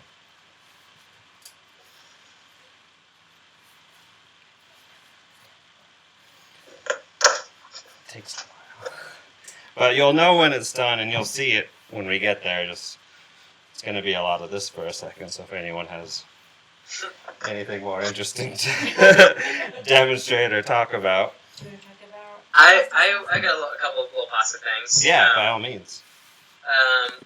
One thing that I have discovered with homemade pasta is that it freezes exceptionally well. Oh yeah. So if you have a free day, I made a semolina dough following Jake's recipe, and as I mentioned earlier, I just had a hodgepodge of flours. Perfect. But this is great for a bunch of different shapes of pasta, and you can sheet it out into noodles, which I'm gonna do when we get to shaping the noodles. But when it's a rainy day, I'll make like a baking sheet's worth of pasta and freeze it. Totally. Because then I can take it right from the freezer if I've got a piece of meat or some broccoli or some sausage or whatever. Yeah, some leftover nettle soup. Nettles and some chickpeas and some garlic. There you simple. go. You just pull it right from the freezer. Takes just a second to boil some water, and then you're in pasta land real quick. Delicious. Yeah, and it's real easy to scale this up. I mean, when there's a bigger dough ball, it can be a little harder to work, but it's pretty much the same amount of time. So if you're up for it, there's nothing wrong with doubling, tripling, or quadrupling it, and then just having a bunch of fresh pasta in your freezer. Then you have an easy, almost like no-brainer meal to eat, and it's going to be way more tasty than. I feel like it has a lot of wow factor too. If you're when we get back to the era when we can entertain guests in our Right. You could bring real people over and be more than. It's a really nice thing. I feel like when people make homemade noodles for you of any kind, it's just it's like such a it's laborious and it takes a little doing, but it's a really expression of generosity. And For sure. it's such a humble, nice thing. And you can make it with like to nothing in your what's like in your pantry. And it's worth the doing, I think. And then just once you realize, like with a little bit of elbow grease, how easy it is to make a pretty exceptional meal for yourself, then you're worth it. You're worth taking the time to do something nice for yourself, for your friends, loved ones. You can see in the background my charming roommate, Maddie. Oh, hello. She'll be joining us for dinner a little later. Perfect. I brought flowers. She's got flowers. Mm-hmm. Just been out in the world, out in New York sunshine. Oh, that's nice. Fending off the looming anxiety and panic. Right? It's all around us. There's no shortage of that these days. No, we've been a largely sane household over here at B103. Oh, that's good. I'm happy And, to hear that. apples and onions, but Right? we've been eating and drinking exceptionally well, which I feel super grateful for. And I'm going to give another shameless plug to my guy Cole, Oh, yeah. my wine company, who is really kind to supply us with some wine while we cooked today. Still drinking that Dolcetto Pet Nat that you can order through his website. And he's been doing a weekly wine drop-off for me with just a selection based on my price range and Oh, that's awesome. and kind of just an eclectic swath of wines, New World, Old World, natural, and more classic wines, and Cool. it's great. I'm not a huge wine buff necessarily, but I like wine when it tastes good and it's abundant. So I'm grateful for that. Nothing wrong with that. So this is mostly sticking to my hands because they're still messy from the first stage when there's a lot of eggs. I keep adding a little more flour. And also, it depends on how big your eggs are, how fresh your eggs are, how much moisture is in them. But we're coming up on 5 minutes, and you can feel, if you're following along, that the dough's getting a lot less sticky.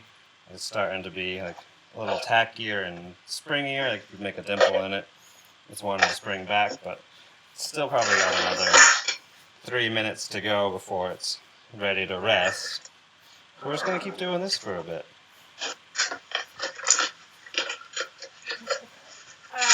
Do you want to mention again what kind of sauce we're working on for later? Well, we're not working on, at least unlike our friend Avery over there, we don't have any sauce prepared, so we're just going to make pasta and then we're going to make a sauce a la minuit, as the fancy French would say, while we're cooking it. So it's just, again, we might have mentioned we had spring garlic and some broccoli in our fridge that I think will be nice. Also show one with just a classic cacio e pepe, just cheese and pepper. But the idea is we're just gonna take what you have in your fridge that you like to eat with noodles. I feel like most people can figure that out. Like, what's your favorite kind of noodle dish? And if you have that, we'll build the sauce while we're cooking the noodles. And most of that sauce is going to come together with the fresh starchy pasta water when we cook it. And that's going to be the key ingredient. If you're fortunate enough to have a can of quart of bolognese hanging around or some leftover tomato sauce or whatever you like, that'll work here too. That's great. But it's kind of a choose your own adventure. You can get really creative with what you're putting in your pasta, and it can be as simple as something as just some, things that are always in the back of your fridge, like a bit of sliced cabbage and some capers. Yeah, totally. You have like a open can of anchovies in there, and you don't know what to do with it. This is a perfect place for it. Or like some fresh herbs that are like kind of on the edge. Your friend and business partner he's been telling me about this pickle brine pasta. He's been what? using a little bit of leftover jars of pickles. Sure. Which leftover bread and butter pickle brine is a miracle ingredient you shouldn't throw out. Absolutely. What's he do with pickle brine pasta? His pasta, which I thought was a great idea. Yeah, I love sour. You can kind of clear out your fridge. I like I said, I've been making a lot of pasta with frozen peas. Yeah, also great. And I keep a lot of, one of the things that I'm learning about being a home cook in quarantine is that I freeze a lot of stuff, and one of the things that I freeze a lot of is cooked and prepared meats. Like I'll braise a thing like some lamb or a piece of pork, and with onions and a little sauce or something, and for sure, I'll freeze it in pints, and that way I can pull together a meal. And having something like frozen pasta in your fridge, in your freezer, you're with a little bit of foresight, you're really like moments away from a really delicious meal. Totally, you have all those like pan drippings, like throw that in, they just put a little like a pint of that over some fresh rice or whatever, and then you're having a gourmet dinner instead of something sad. Yeah. It is easy, I think, for the average home cook to look at a bunch of disjointed ingredients and be like, how am I possible dinner? Because there aren't obvious sort of signifiers of a meal. There isn't like a leg of chicken or, it's like you've got like a starch or a legume or like a couple loose veggies or something. And for sure. Pasta is one of those great mediums where you can kind of take these separate ingredients and allow them to have like a vehicle to all exist together in the same bowl. Exactly, and I feel like that's kind of the spirit of what pasta came from, like why people started making it. Is just you don't have much, how can you turn it into something rich and delicious and exciting? So now you can kind of see this is starting to get nice and smooth on top. It's getting pretty regular. It's really bouncing back when I push my finger in it. So I'm going to give it one more minute just to get to the even. And if you have a friend that can run outside and start your grill, if you're going to be grilling the remain for your salad, now's a great time to do that. And we're down to about 20 seconds left. There goes on our bread. Yes, Timer. Timer heard. Let's see what we're working with here.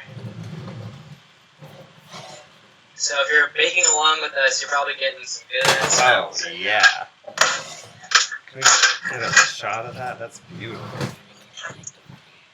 How's she look, Jess? She's looking good. You got a nice little spring there. A little action. Oh yeah, you got a better shot of it. My hands are a mess, and we're in a weird thing. I'm That's gonna make you yeah, big. we're There you go. beautiful. We got some bread. So we're gonna let this baby ride for.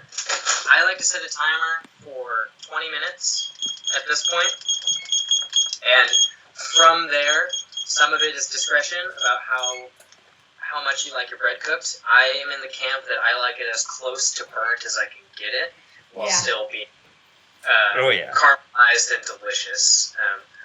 If you've ever traveled in France, one of the great pleasures is going into the bakeries and seeing the super dark roasted bread loaves. I just like Yeah, it's it's beautiful. It is a beautiful thing. I am all if you like a lighter cook on your pastries, all good. Totally discretionary, but 20 minutes is going to make sure that that bread gets like plenty of color, develops a nice crust, and when we get to the end of this timer, I'll show you guys a little tip on knowing whether or not it's done. That's super simple and quick. Sweet. So now I'm gonna say this is done. It's lightened up a little bit in color. It's nice and stringy. It's not sticky when I'm touching it a little bit because my hands are messy still. But I'm gonna let that rest. I'm gonna cover it with some plastic wrap, and we're gonna let this hang out for at least 30 minutes to let the gluten that we just made relax and let all the flour in there finish hydrating. You could use just like a clean towel to do this, but we have plastic, so that's gonna hang out over there. I want to clean this up and yeah. Do you want to distract for 1 second while I do a scene change, and we'll do a semolina dough real quick because we have time. Why not? Tidy up a little. So if you haven't been with us all afternoon, welcome. Thanks for joining us. I get our handsome friend Avery back on the screen here. Look at Here I that guy. Look at that guy. So far we have made a little cocktail. Hopefully you've got something to drink with you. Glass of wine, a shot, whatever, what have you. And then we also made our forage greens soup. And if you don't have forage greens, if you're not lucky enough to live in nettle country, we made ours with a baby arugula, just as delicious. We also shaped and scored our sourdough bread. That is in the oven. It's now with the lid off, so we're getting her nice and toasty, ready to rock. Oh, And now we've got some pasta dough resting, and Jake's made a double O and egg dough already. Next we're going to try another version just with a semolina flour. Maybe So you could- yeah, now some we're wine. gonna, since we have some time, we're gonna do a quick no egg flour. If you have semolina flour, I'd recommend using it here because it'll make a big difference. Same with double O flour. But if you just had just straight AP flour and water, you can still make a pretty tasty noodle. So I'm gonna start putting a pinch of salt in this little cup. I'm gonna ask if you can get some hot water in there. 1 cup.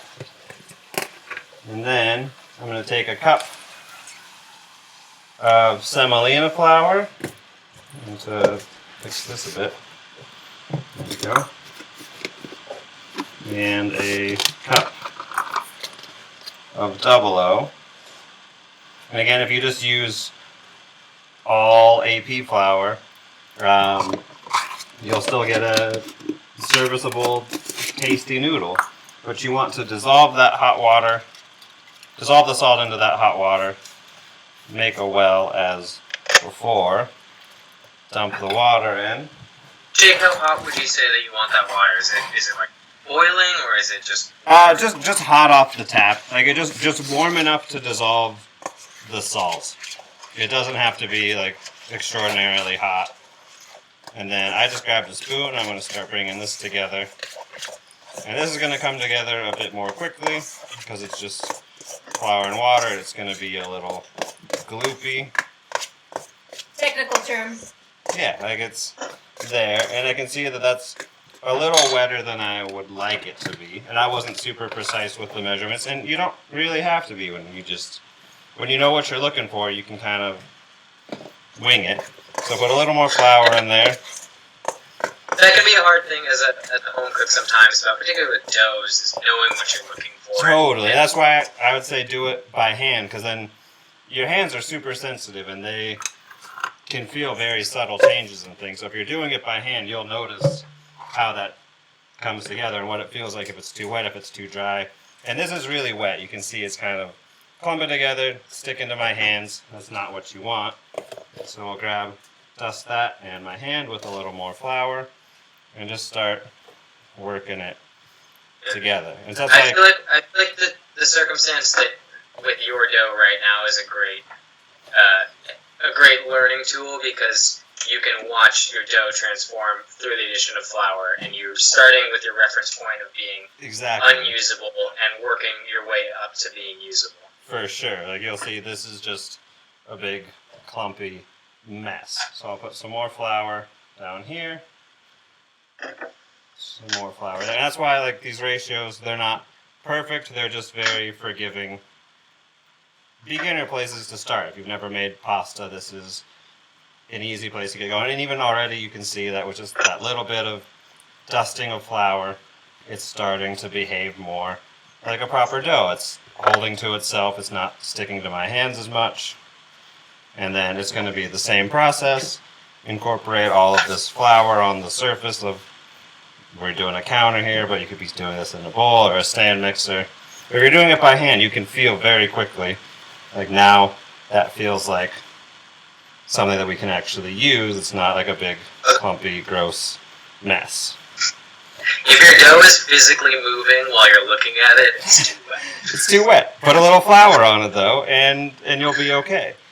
Like it's really easy to kind of adjust things. That's why it's nice to have like a bowl or a container of flour, so you can kind of dry things out as you need. And if it's conversely, I don't know, the last time I made this, anyone was reading our recipes on the blog, it was too dry. And so if you have a little spray bottle or atomizer or whatever, just add some moisture. I didn't, so I just got my fingertips wet under the stove, and just that little bit of extra moisture made it come together much more nicely. And just a little more on that too, that sometimes when you buy a bag of flour, depending on the quality of it, sometimes that bag of flour has been sitting in like a silo for like a year. Oh, for sure. Just, if you're fortunate enough to be able to find some like really high quality, closer to fresh ground flour, the way that that flour and that water will react was so different. Some stuff will hydrate fast. So pasta recipes, even if they are exact, if they're metric and you're doing it on a scale, there's always a little bit of buffer and wiggle room. Totally. And it's one of those things that the more that you do it, the more obvious it becomes, like when your dough is just right. Exactly. And it's going to change too, like depending on where you live and the weather outside and like the humidity of the room you're in. Like there's so many different factors when you're making these any sort of dough really that can kind of impact the final product. That is not going to, even the most precise measurements are going to be different depending on your circumstances. I have a quick funny story about that. Yeah, please. I'm going to be kneading for a while, so. Yes, you're kneading. I spent a little time working I was interning at the Willows Inn about 5 years ago, and one of the sous chefs there was doing a really cool bread program with some locally milled wheat from Skagit Valley, an endemic species of wheat. He was making this very complicated bread, not complicated in simple sourdough, but it was 100% hydration bread from endemic species of wheat. And he was talking about all the troubleshooting he was doing, because at the time I was very interested in learning about bread. And that's awesome. I was joking with him about, he's like, some weeks it's good, some weeks it's bad. And I was like, well, like, why? Like, if it rains on the field of wheat, on a Sunday, it's different on the Tuesday. And he's like, I wish it was that cool. I just mean that, like, thermostat's broken in the kitchen. And, like, I don't know what it's going to do. Right. Yeah. Totally. It's hard to know with fresh milled flour like that if things are going to be so radically different as like if it rained that morning, it's like for sure. It's like when cheesemakers are talking about that you get two different. You can make the same cheese for the same product, but you get milk in the morning and milk in the evening, and that makes it a different cheese. Oh yeah, It's like, absolutely. I don't know if it's that subtle with flour, but I do know that when you buy flour that's been sitting on a shelf for a long time, it will behave super differently than something that you get like from, in Pacific Northwest we use like Fairhaven or Bob's Red Mill or Karen Spring. Or like if that, you're super crazy and like you're milling your own flour because you have that sort of setup, like more power to you. But that's going to be also way different than like flour that's been imported from Italy and been time and like cargo holds on a plane or whatever. Like there's a lot of variation. But if you get your hands in there and you do it enough, you'll feel like, oh, that feels close to right. Totally. Yeah. I haven't made a lot of pasta with OO flour outside of a restaurant. I find like you can get away with using like a non-Italian flour. You just kind of for sure. versatile. And if you are in a position where you can mill your own grains, or if you have something you can like grind in a blender, things like barley and farro and all that. Totally. Like, adding like if your pasta recipe calls for 2 cups of flour and you replace a quarter cup with like some ground up barley or something, like there's so many possibilities to making your dough sort of lively and interesting beyond the flour and the water. And when you get a feel for what it's supposed to be, how it's supposed to feel when you want to turn it into pasta, then you can kind of play around with that and you can get close. Like I think when we first came back from Mexico, we didn't have any semolina, and I wanted to try making a masa pasta. So I just took AP flour and masa and mixed it together and made sort of like a taco pasta dish, which actually turned out really cool. Oh, taco pasta? Yeah, I just used masa instead of semolina. Did you tell Sean about it? Because I feel like he'd either be thrilled or disturbed by it. No, it was super cool. Like it's just pretty much did the same thing we're doing now, but with masa harina instead of the semolina flour, and then we formed it into little. What's that? That seems like such an obvious substitution. Yeah, it was a little weird. Like it didn't quite hydrate the same way, so you had to like tweak a little with a little extra flour here, but they came together. We made some weird, cute little orecchiettis out of them, and then boiled them like you would, drained them, and then flashed them in a cast iron skillet to get that kind of like tortilla crisp on it. And then just threw it in. We had some leftover like braised pork from when we made tacos the other night, and put some cotija cheese on it. It was a cool, weird thing. Very good. Sounds delicious. Yeah, it was a fun taco pasta. It'd be cool to have that and sheet it out like almost like lasagna. Yeah, that's Maybe, like, that's a what I sheet. was thinking. Do like a filled sort of thing, or just like a big sheet, and you can kind of like cook them and griddle them. There's potential there. Like it wasn't perfect our first round through, but it was a fun learning experiment. Well, and I feel like that's that's just speaking to the versatility of what you're working with. It's like you can get creative and substitute a bunch of different stuff based on what's in your fridge. Exactly. And the more you do it, the more comfortable you'll feel trying to make some of those substitutions, because you'll feel, this feels like decent pasta dough. I'm going to knead it for a couple more minutes, and then we'll have 2 more doughs resting and do, I don't know what's next. We'll do whatever's next. Welcome, if you just joined us, making pasta dough. Oh, we're making pasta. We're doing 2 pasta doughs. Yeah. It's in the, it's chilling. How's your bread looking, Avery? Thinking about My taking out bread? the bread. Oh, my bread's doing great. I'll show you. Ooh. We got a little color on there. Nice. We got some golden brown. Oh, yeah. That's the stuff. Now for me, I'll show you real quick. You can hear when I knock the bottom of this bread. Sounds like someone's at the door. That's a fairly obvious indicator that your bread is at the very least cooked through, that the flour is set in place.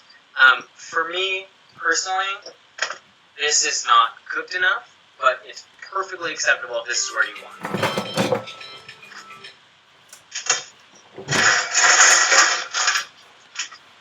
So, I got 5 minutes left on my timer, and I'm gonna probably let that go. I'm gonna add 2 minutes, and I'm gonna say about 7 minutes. Now, that's beautiful. That looks great. Ours is looking pretty dark. That's beautiful. Now, again, it's totally circumstantial on your oven. She sounds pretty And damn hollow. now's good to pull it. You don't want the bottom to burn. Right. It's a great color. You got really good oven spring. The Yeah, that's nice. Dutch oven is a great tool for baking bread like this. I have a Dutch oven. It's a little, because of the like quote unquote vintage of it, it doesn't like to be baked. It's one of the like older kinds. Yeah. The enamel just gets kind of messed up.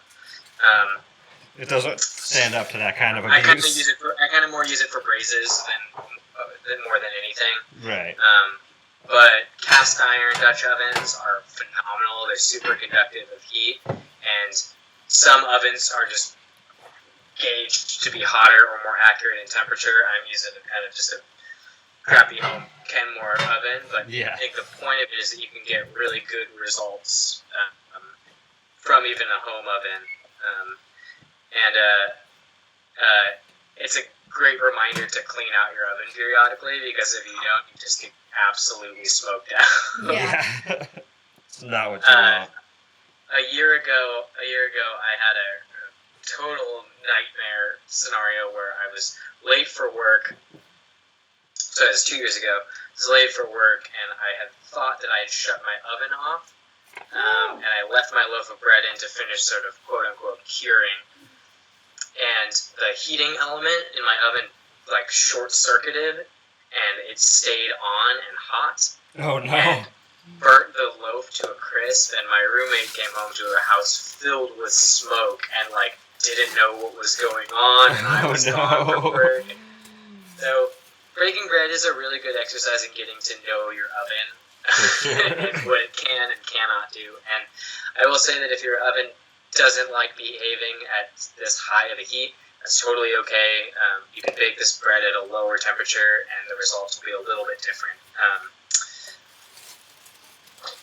That But makes sense. still good nevertheless.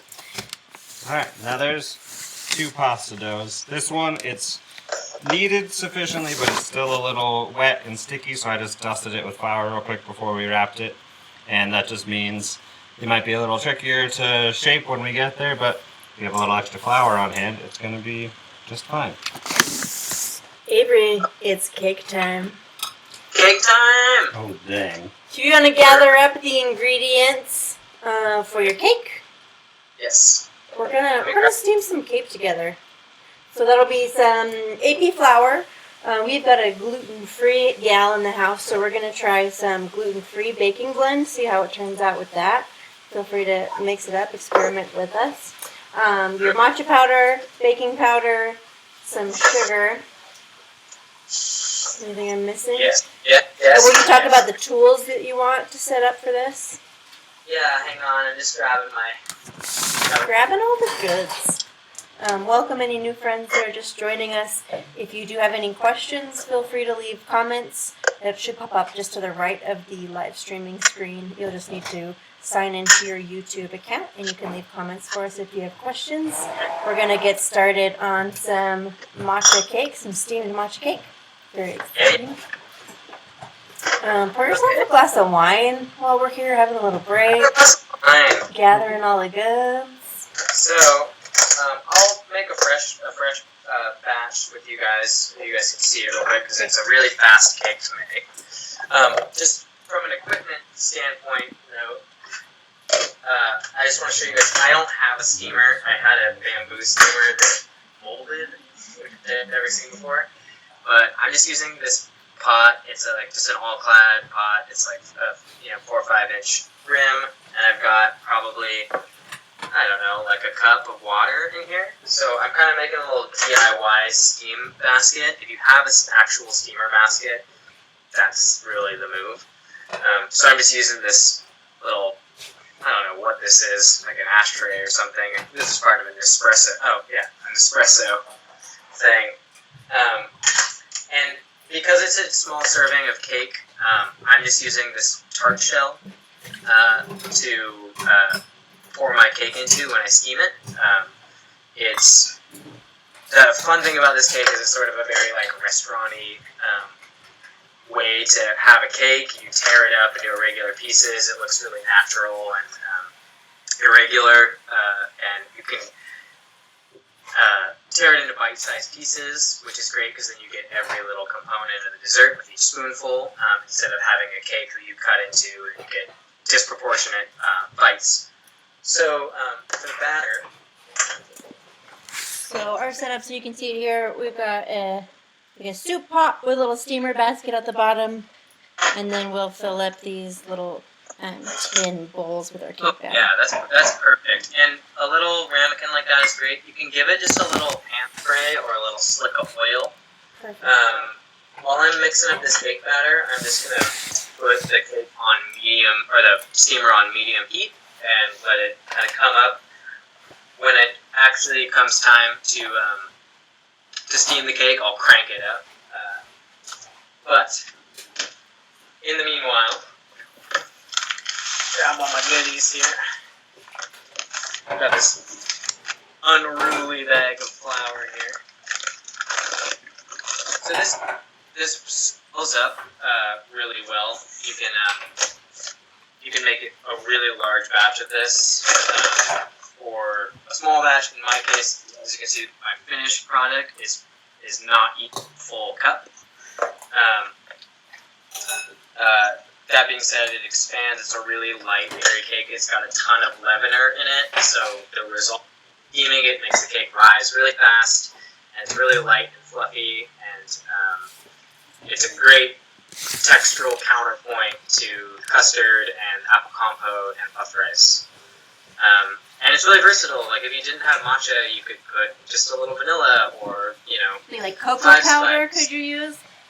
cocoa powder. Yeah, you could do something like a little more middle of the road. Maybe a little instant coffee would be great.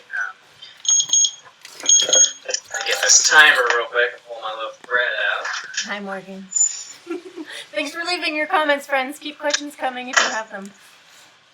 So this is kind of, even this at this point is a little light for me. And by the time we're ready to eat, it should be fully set, still a little warm, and good to go.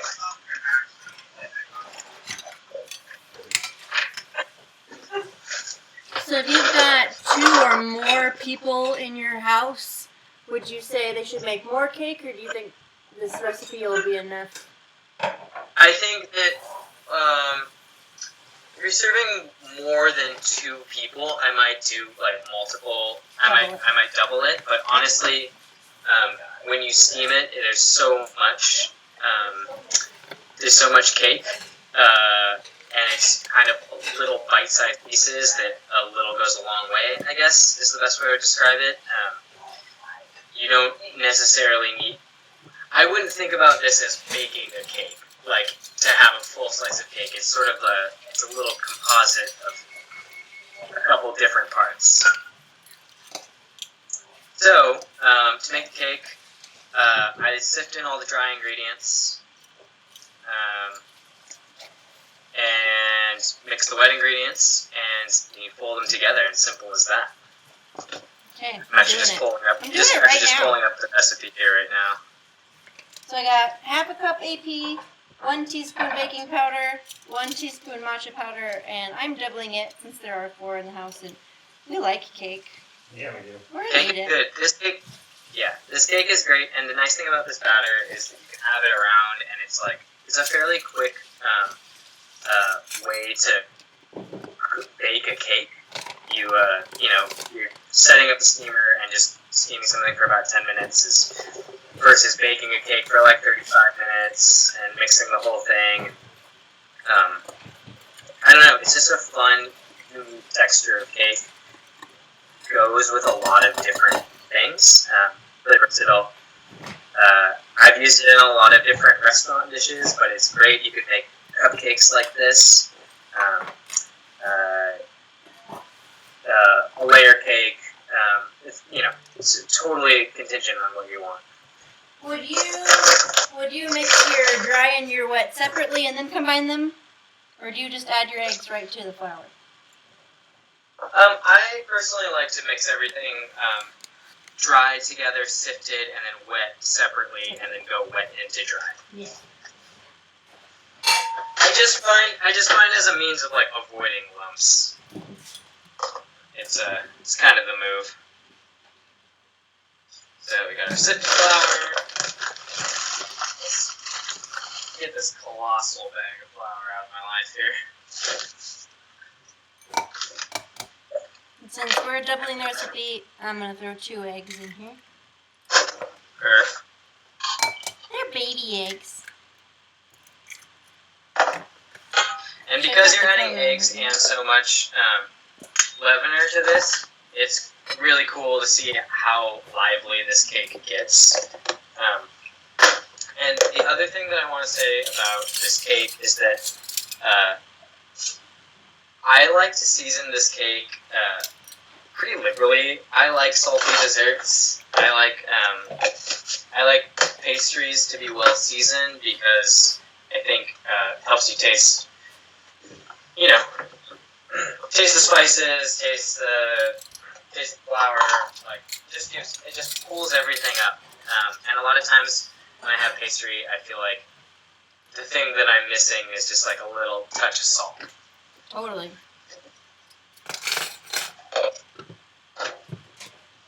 So I have here eggs, milk, oil, and we're going to add sugar into our wet bowl and whisk those up. Yep.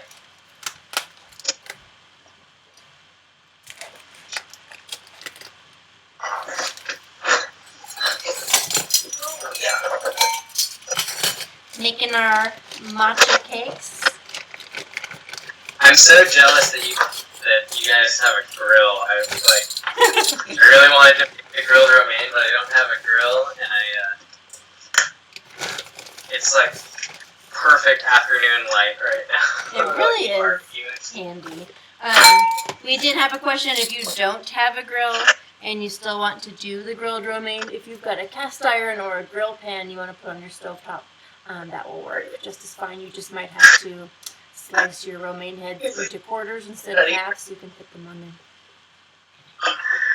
Oh man, what's up, Max? Are you following along right now? No. I sent you the link. Did you get the link? Whisking up my wet ingredients here. Hang on, I gotta finish talking about this recipe. I know. Alright, perfect. Wet salt mix your much nicer than mine. So I'm whisk. And kind of like pasta, you can make a little well in your dry ingredients, but you also don't have to be that. This is a forgiving cake batter. So I don't like to be super touchy-feely with making this cake. It's just, at this point, it makes everything a little more evenly incorporated if you mix the wet into the dry, and it also prevents you from totally overmixing.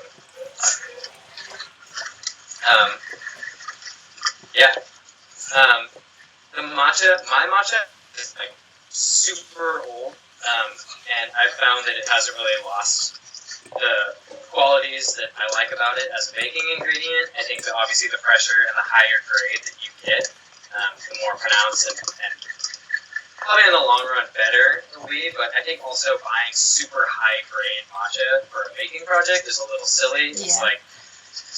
It's like kind of the thing with vanilla. Like when you were making gonna make a really nice vanilla creme anglaise or custard or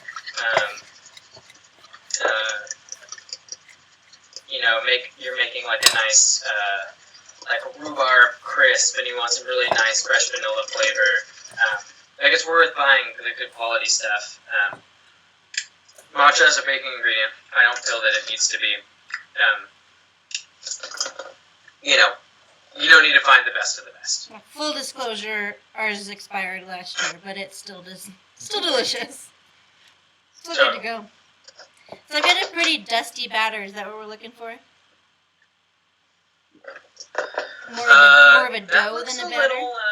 looks a little dry to me. So what would we I would just add to that? I would thin it down with a little, full cup of milk. I mean, sorry, cup of flour. I'm just thinking about doubling it in my head. I would just thin it down with a teaspoons little of milk. Would you add a little more milk if you're getting a more dough batter? Yeah. So if you want to take a look at the batter that I'm using here,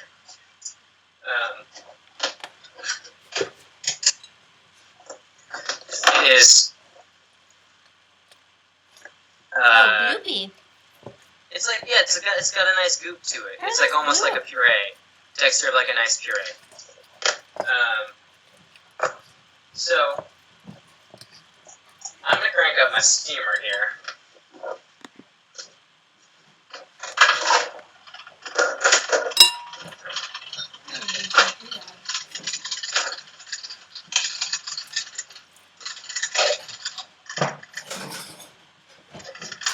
And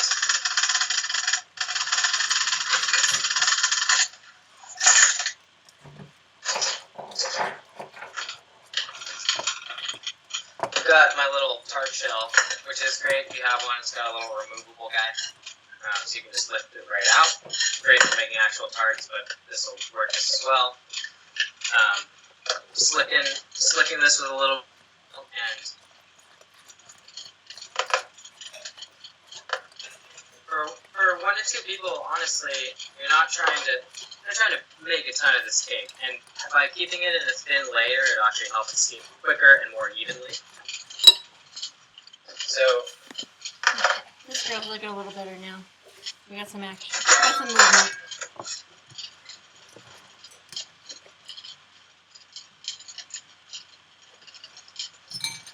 yeah, that's looking good. That's what we're talking about.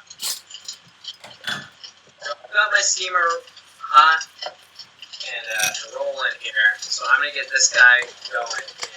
And how full are you filling your little tart shell? I would give for that. Let's see. Yeah, let's kind of take a little look in there, Jess.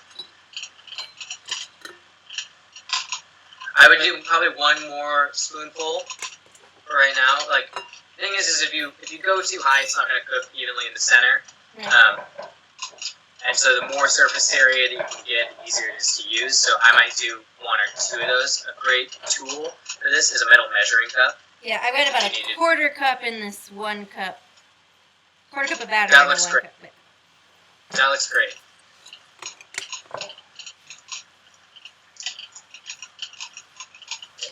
pulling up the rest of those bubbas.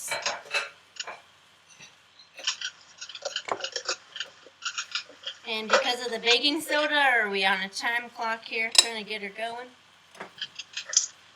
Yes. So I just threw my cake in the steam basket. I'm gonna set a timer for 12 minutes. 12 minutes. 12 minutes is like kind of it's a little bit on the conservative side, timing wise. I think you could probably get away with doing less time, but just to ensure that it's cooked all the way through.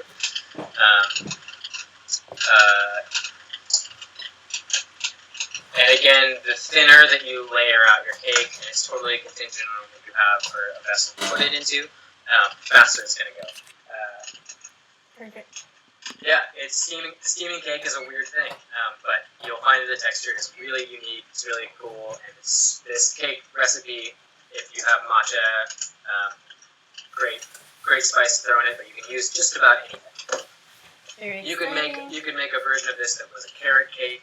Grate some carrot, maybe some toasted walnuts with some warming spices. You could do chocolate cake. It's fast and really efficient, and I don't know. I really like steam cakes. Thing that we would often do at Meisha for events is we would make a steamed olive oil cake, and then we would grill that cake and serve it with fresh fruit. The cake is so light that it can hold up to having a little more char on it. You can sear it if you wanted to. Like, people will warm or sear pound cake. This kind of has a light texture that will have some contrast. Very cool. So we're getting ready to puff our rice for this as well. Do you have any suggestions on that? What tools Absolutely. are we pulling out for that guy?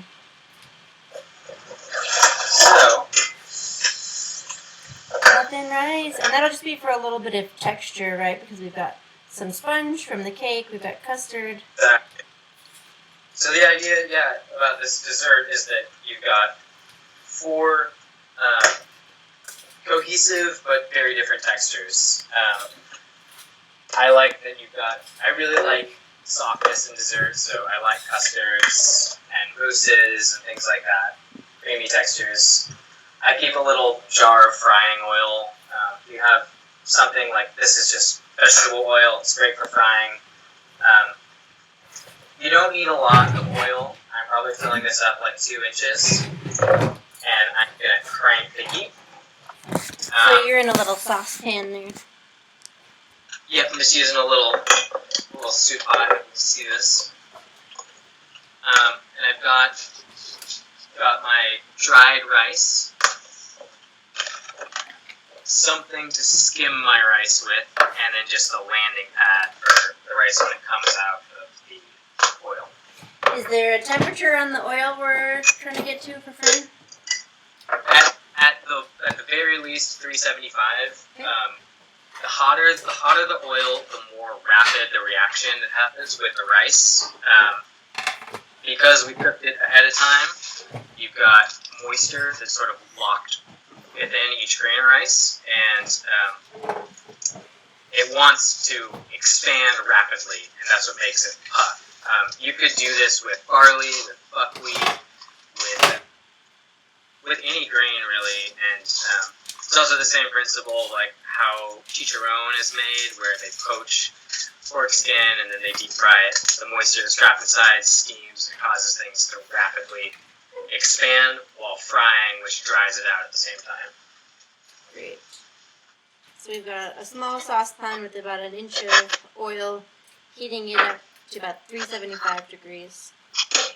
Yep. And just be sure while your cake is steaming. Yeah, there you go. One thing that I would do if you have a sheet tray of rice is if you kind of run it through your hands to help the kernels separate a little bit. It's nice to get individual pieces as best you can. I just looked over at my cake and I noticed that my steamer was running out of water, so just keep an eye on that. We have some good steam going here. You've got some good steam going. And you can see I'm using my lid is see-through, so I can keep an eye on my cake, and it's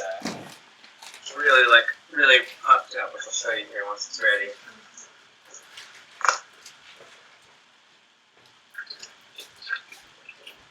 Now this is obviously making this dessert a bunch of different This cute. Isn't it cute? Yeah. Yeah. Making this dessert uses a bunch of techniques, and a lot of them are versatile for savory and sweet cooking. Puffed grains is something that's awesome to have around. This is going to keep forever, and I can kind of puff them whenever I'm looking to have some puffed rice. It's awesome over something like if you got some fish, you have it as like a little crudo sprinkled over the top, or some like roasted broccoli and like a nice vinaigrette with this little puffed rice.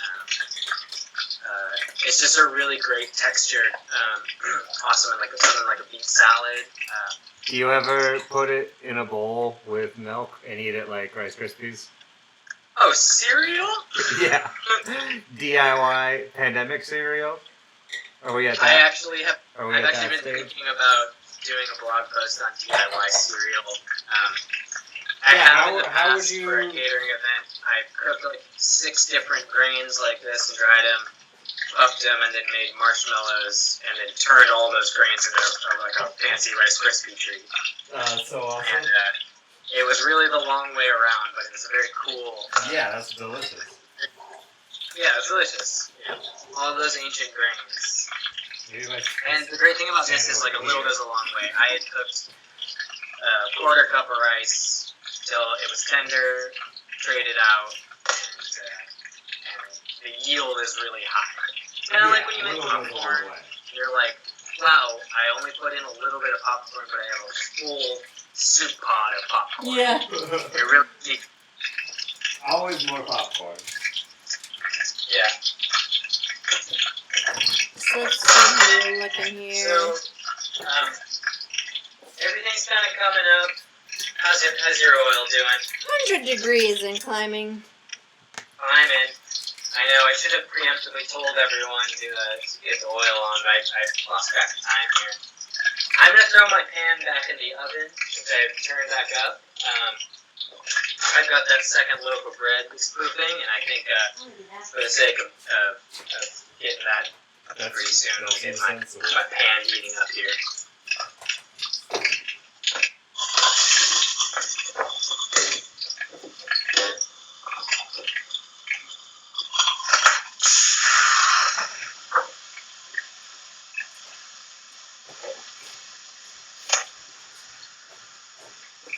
So we'll get our second loaf scored as well. Moving over here. It's our little sourdough bread baby. Get her sliced.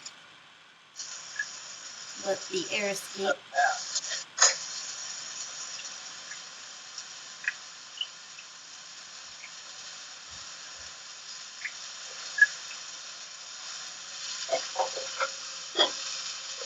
Somebody needs to sharpen the knives around here.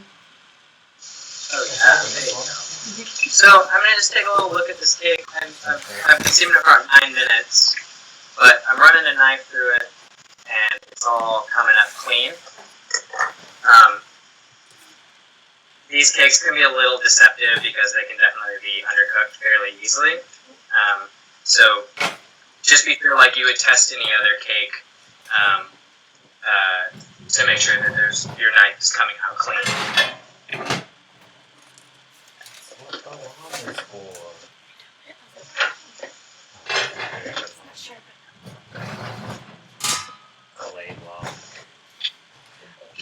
So just again to show you guys, this is my cutie little steam cake. It's got my nice little ridges.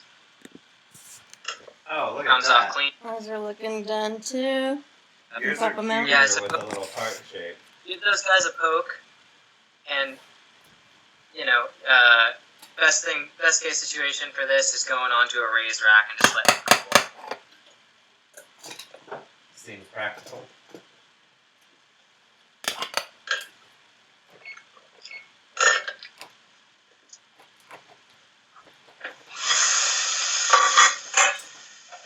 It's all happening right now.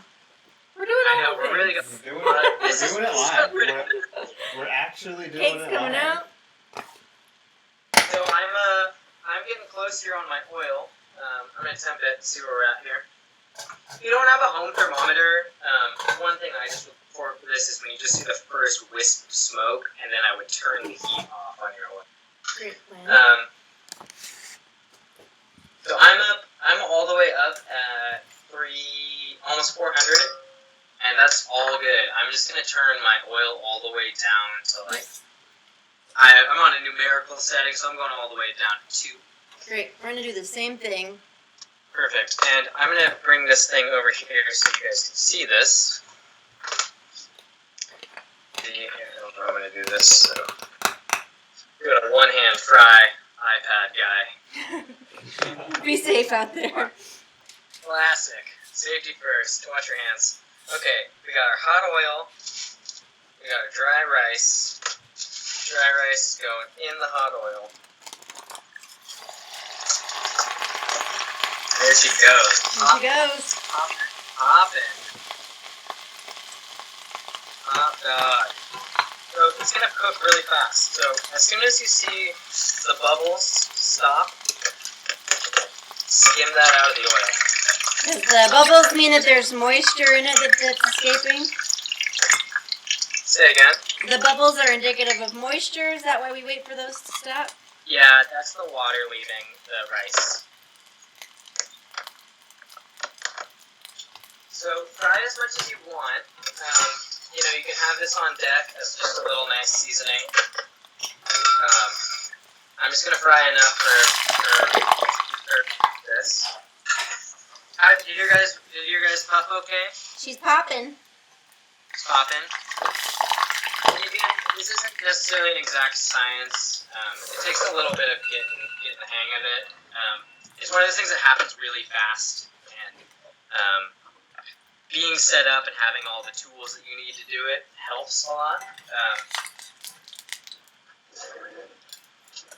I don't have any paper towels, so I'm just gonna use a kitchen rag, and I'm gonna transfer these hot little rice It guys. is. Or newspaper if you don't have anything. Do plastic. Yeah, Fish and newspaper chips is great. So I've got my puffed rice here. Show you guys.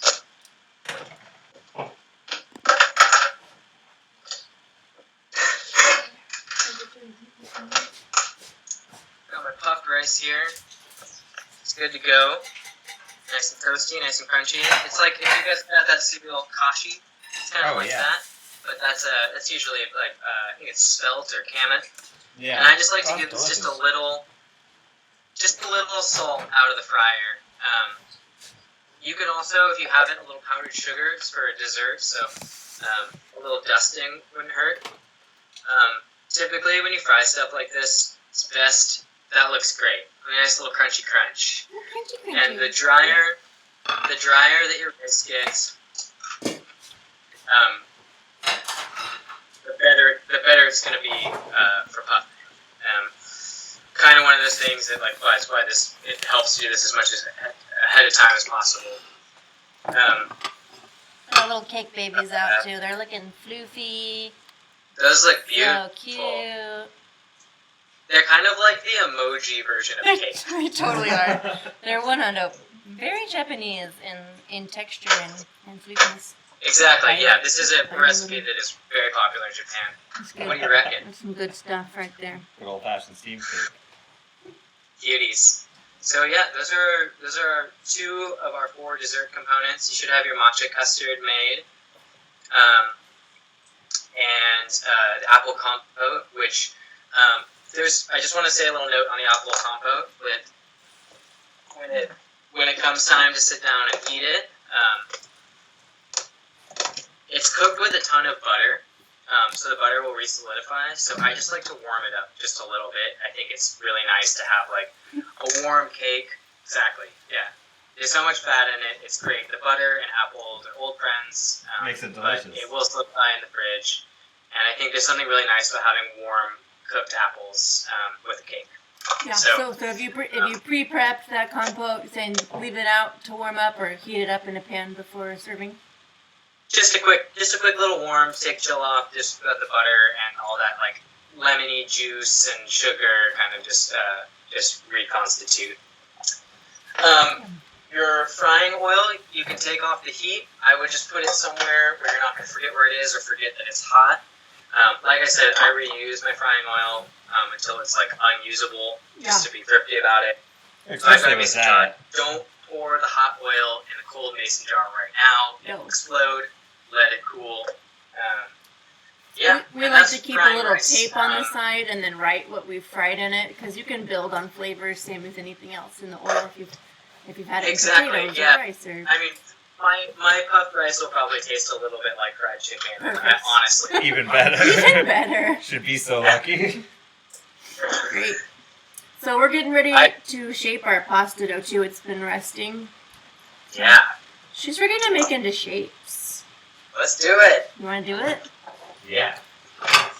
Yeah.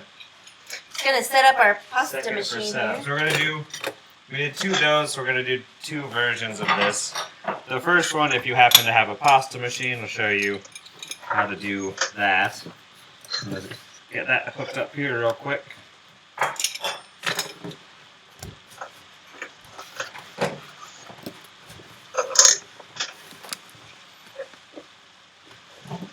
And then we'll do one just old-fashioned way by hand with a rolling pin. In case you don't have a pasta machine, you'll show you can get great results all the same.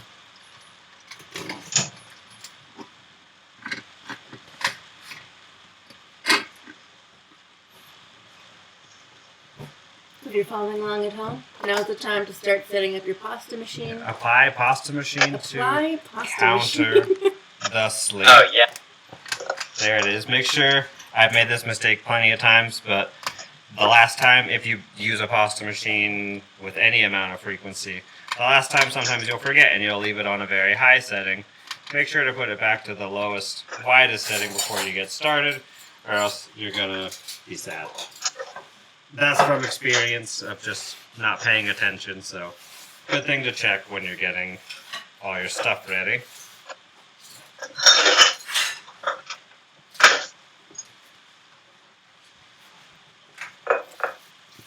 So we'll start with the egg dough. We got a little extra flour here for dusting. Pop it into this container.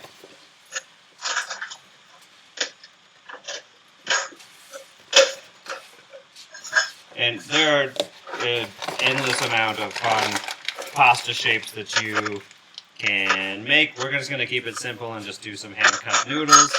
But if you want to get fancy or get creative, you can do all kinds of fun shapes. I know Avery has a ton of experience in making all of the cute pasta shapes like the struzzi. I like the cute shapes, and that's why I like the semolina dough, because it's great for making hand-shaped doughs. Totally. I particularly like to make orchetti or cavatelli. There's a number of great shapes, and in fact, if you don't know much about pasta shapes, Bon Appetit actually has a really phenomenal video that shows 29 different pasta shapes and No, 4 they're different awesome. pasta doughs. They've got great stuff. So I've got pasta machine. We're going to start with the egg dough. I have a very dull paring knife that I'm going to use to be cutting on this marble board. Don't use your nice, I just sharpened this earlier on a nice Japanese stone. Don't use this for here, you're just going to destroy your knife. You could also just use like a bench scraper or a butter knife will work fine. But something to cut this dough into smaller pieces. You'll see it's a little sticky still because we had the steamer going, so there's a lot of moisture in the air. So we're going to give this a little flour, and then we're going to cut off about a quarter of the pasta dough, and then we'll start squish that down.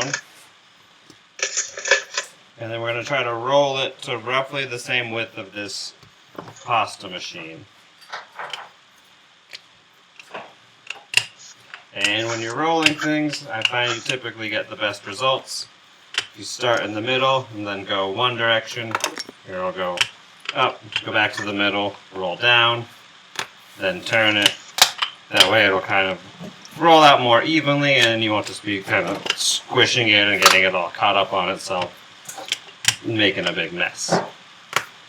So this first pass, just want to get it so it'll fit through the machine on its widest setting. This is pretty close. So we'll grab this handle and we'll feed this through the machine. Give it 2, and then we'll fold it over itself in thirds, like that, to laminate it. And when you're making this egg dough, that helps just with a nicer finished texture when you're done. And then roll that together to kind of seal those seams, and you want to get it as close as you can to the width of your pasta machine. And you'll just be much happier in the long run that way. It won't kind of warp on itself as much. So get it a little wider.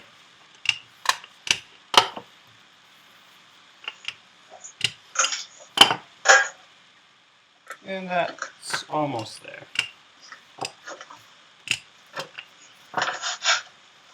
So that should work. So then we'll start just rolling this through, still on the lowest, widest setting. Put it through, and if your dough's particularly sticky, you can dust it with a little flour before you roll it. This is feeling good, so I don't think it needs it just yet. And then just gently feed it through and go up one number each time. You just want to make sure when you're rolling it that it doesn't try to like fold or bunch up on itself and get all twisted and tangled. Just kind of let gravity and the machine do most of the work without trying to force it or hold it too tightly. And just go up a number each time. And you'll start having a longer and longer, thinner sheet. And if you have, because the width of the pasta machine the whole time, it'll roll out much more evenly. If you have it too thin or too thick, you'll start running into some problems.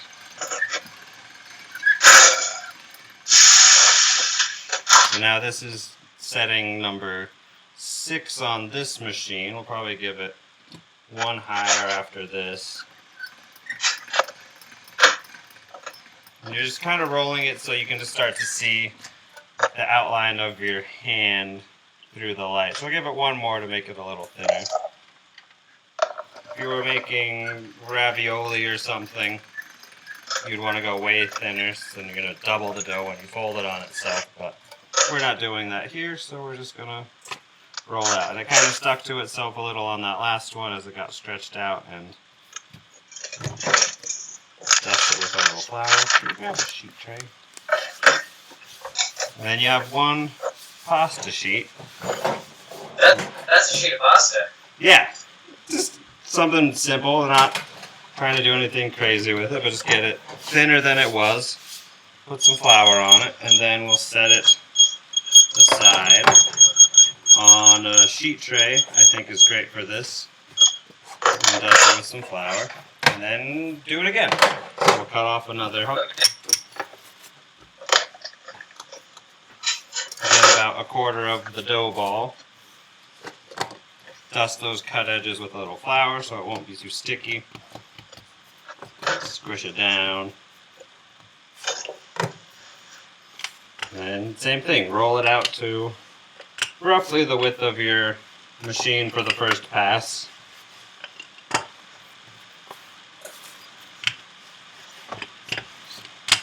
We'll do that with the next one. And go back to the widest setting. This is number 1 on this one. Pass it through the first time just to get it all roughly the same dimensions. Fold it in thirds, like that. Roll it out. Seal those seams up a little bit. Again, you'll have the best results if you can get it the same, as close to the same width of your machine as possible. Then it won't be snagging or rolling in weird directions. So there you have it. And if you have like a side that's a little longer, you start with that so you have like a little bit of a tag to feed it through and keep the rest of it kind of a uniform width. And same process, just keep rolling it through carefully, going up a number each time, and it'll start to stretch out and get to a nice long thin pasta sheet. And if you find that it's sticking, you can dust the machine with a little bit of flour, dust the sheet or your hands. But it's nice just to have a little container of flour for making sure things don't get too sticky.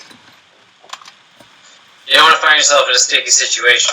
You do not. You might anyway, but if you have a little flour set aside, it's an easy way to get out of it. Yeah. We'll keep doing this. Give it one more pass, and you'll notice it kind of almost quadruples in length from where we started, so you can get crazy long sheets of pasta if you were so inclined, but I find it's easier to work with if you don't make them too giant.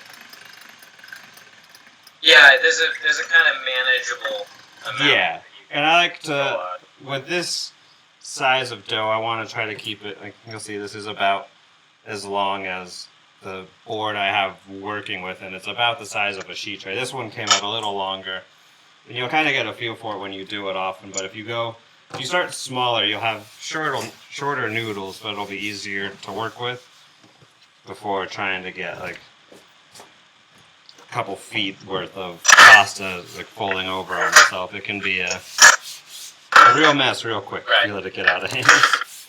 If you have an assistant and a grill, now's the time to grill them romaines. Grilled him. Grilled him. This one's floured. It's a little longer, so I folded it in half and made sure to flour it so it won't stick to itself. Set it aside on a tray with the other one. And just do this a couple more times. Yeah. I'll just show you guys what I got going on here. I'm making I did a semolina dough, so I'm making some orchetti, and I'll go through each little phase of it. Yeah, do But it. I'm just finishing them up. I'm making little ears here. You can see, just pressing them through. I've got my little guys Oh, here. it's perfect. And I have, like, as I aforementioned, I have some bolognese, and a cup shape like this is great because it'll pick up a little bit of sauce. And as people explore the world of pasta a little bit more, you start finding that each shape is designed kind of for a specific reason or to pick up certain sauces. And that's why you see some pasta shapes as very specific dishes. Because the shape informs the sauce and vice versa. For sure.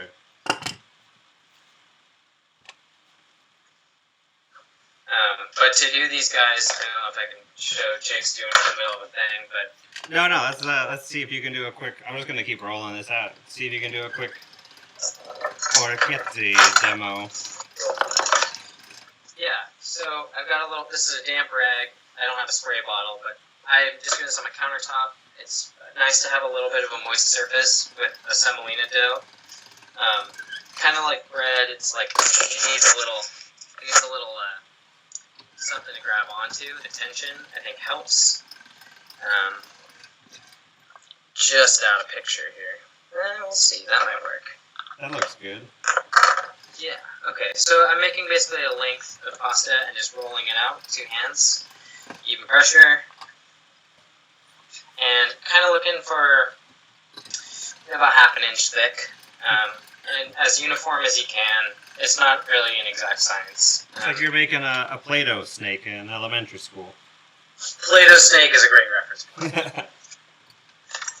So, dang it, Uh-oh. not ideal. That'll There work. we go. Don't tell Drew. Nothing happens. I've got just a kind of low rent paring knife, and I'm cutting, I don't know, half-inch little nugs here, and I'll just go down and go all the way through. Pasta. Right, so, and then I've got right here a wooden cutting board. And this is great because I've got a little bit of surface to work against. It's unfinished wood, so it's just a piece of wood. Yeah, something for it to grab onto. If this was like polished or sanded, I probably would want to use it. So I've taken one of these little guys and using just a butter knife with the point side away from me, and you can go a couple different directions with this guy, but we'll say that I'm going to go perpendicular with and parallel with the edges of the board, so like a right angle at the pasta, and using this tip of the knife, making an indentation at kind of the topmost point of the pasta, not pressing all the way through, but I'm going to make downward pressure and pull back against the board. And you can see the dough starts to curl up around the knife, and then kind of making like almost like a J, I'll pull the knife straight and then down to the right. So it will start to curl around the point of the knife. I'm left with this. So you can see where the pasta has pulled tension against the wood, and you take a middle finger or a thumb, and you just invert the pasta. That's how you do it. Perfect. So then I'm left with, you can see where the pasta is stretched against the wood, and it's got a little ear, and it looks like a little ear. It's got kind of the lobe, and it's a great vehicle for picking up things like a bolognese, ragu. It's great with pastas that have like a little bit cured meat and some greens. Yeah. Voila, I'm here.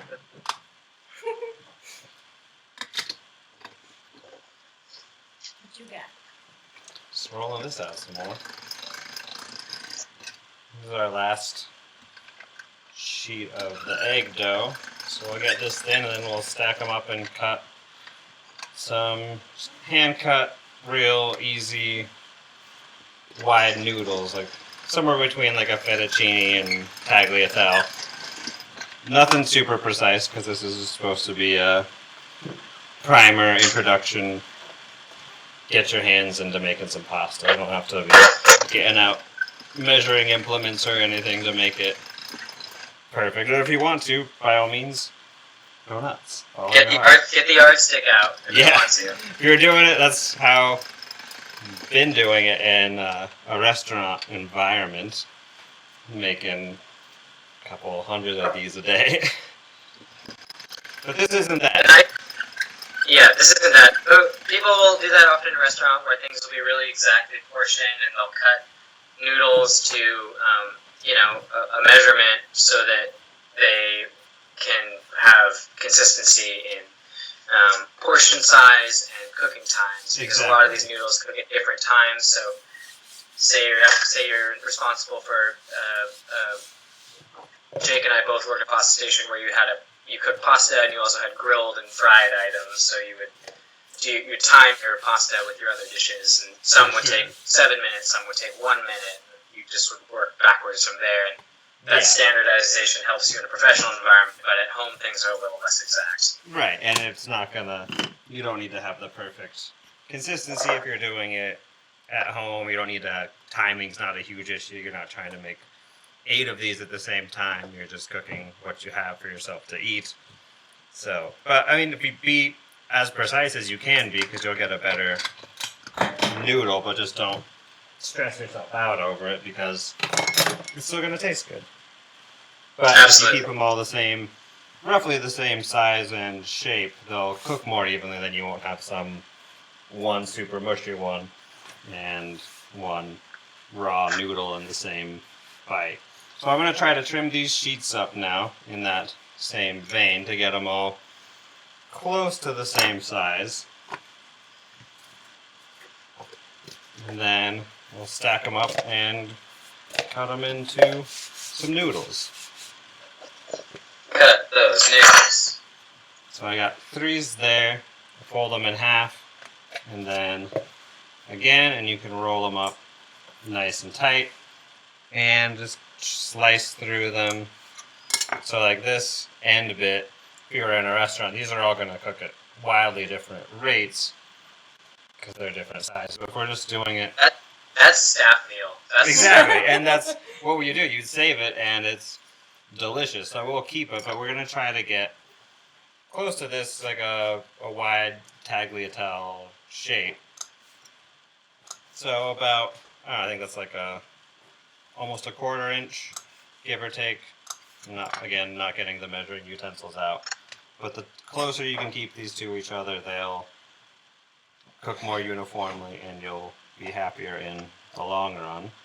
And then you can lay them out in strips and stack them like 6 or 8 noodles together if you want to try to portion them. If you're just making a bunch of this and you aren't going to eat it all right now, you can do this, get up to this stage, set them aside and freeze them. You can twist them into loose little bundles, or you can be a lot more precise about it. But set those aside, and we'll do it with the rest of our noodles.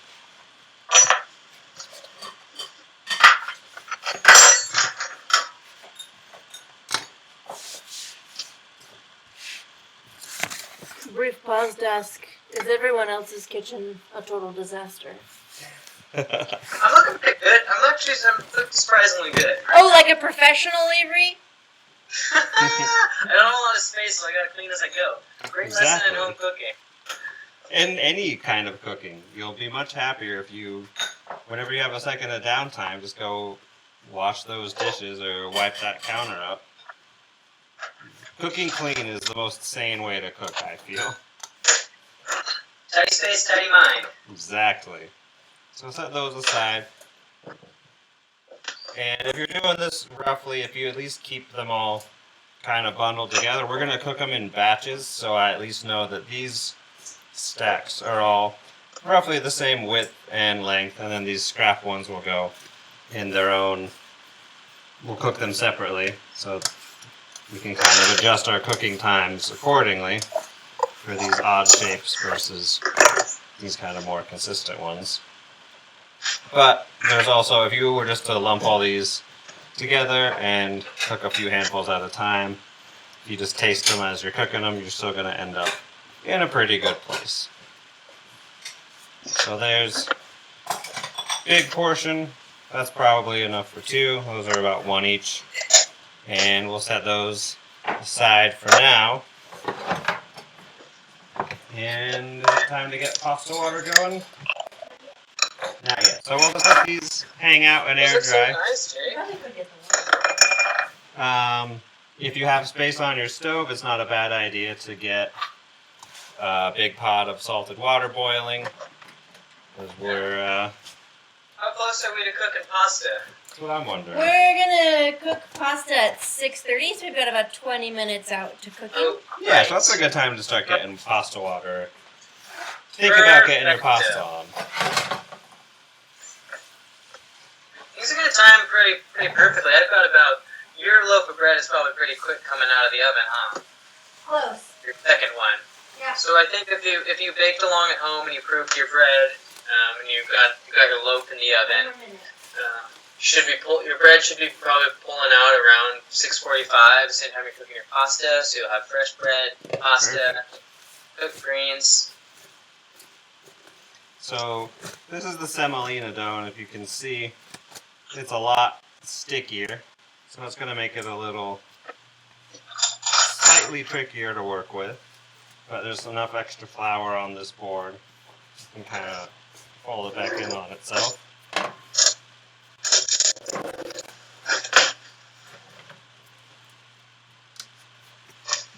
And we can do the same thing with this. If you want to do it, if you don't have a pasta machine, you could do this same thing with whichever egg or not noodles. Cut off a chunk of it. And then squish it out. Start rolling it thin. That's timer. That's the bread. And there it is. Timer. Lid's coming off the bread. How are we looking there, chef? Bread number 2. She's a beaut. Let's show this baby off real quick. Oh, Pretty good. beautiful. Pretty good. That's got a great little ear on it. She's classic. That's nice.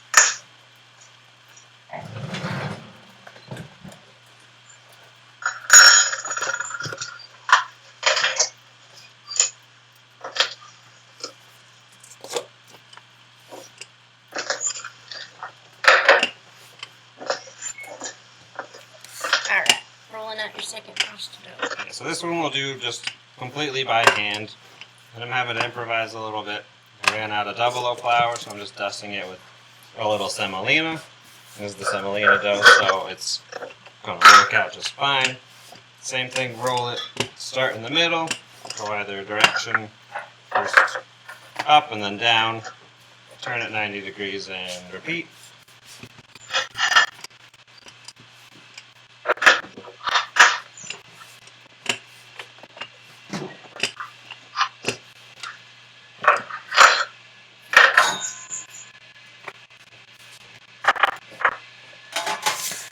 We also have some heavily salted pasta water going. Oh yeah. Oh yeah. And I don't know about you guys, but this is such a workhorse pot for me when I cook at home.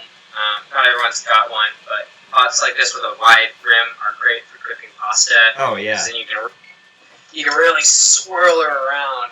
for sure. Particularly long noodles, and if you do happen to have them, these long cooking tweezer tong guys, I don't know what you call them, they're not quite tweezers, not quite somewhere in the I refuse to call them twongs, twong. but They sure these help. are these are great for pasta, particularly finer noodles. You can really, get one of these going. Oh yeah, One of these moves. that's the move.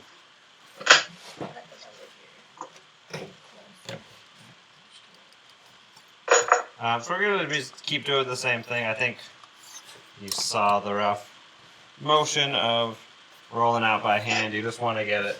It's not going to be as uniform or as pretty if you do it by hand, but we can shape it into noodles. So we'll keep doing this for a second, but I think Jesse's going to show you some romaine wedge stuff. Let's take this over here. And we'll go from there.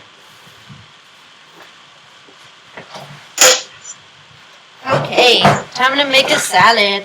So I just really quickly flashed the romaine wedges. We cut them in half, lengthwise. Leave intact the little ends so they stay as a solid half piece. And then quickly oiled our grill with a little olive oil. Flashed them on there for, maybe 30 seconds. So you mostly just get a little bit of a wilt and some grill marks. And you can do the exact same thing if you're doing it on the stovetop. Just give them a little flash in a cast iron or a grill pan, and they're good to go. So we'll get them ready to be plated. I will add that I was not able to get bacon or romaine when I did my grocery run. They were out. Both. Skip it.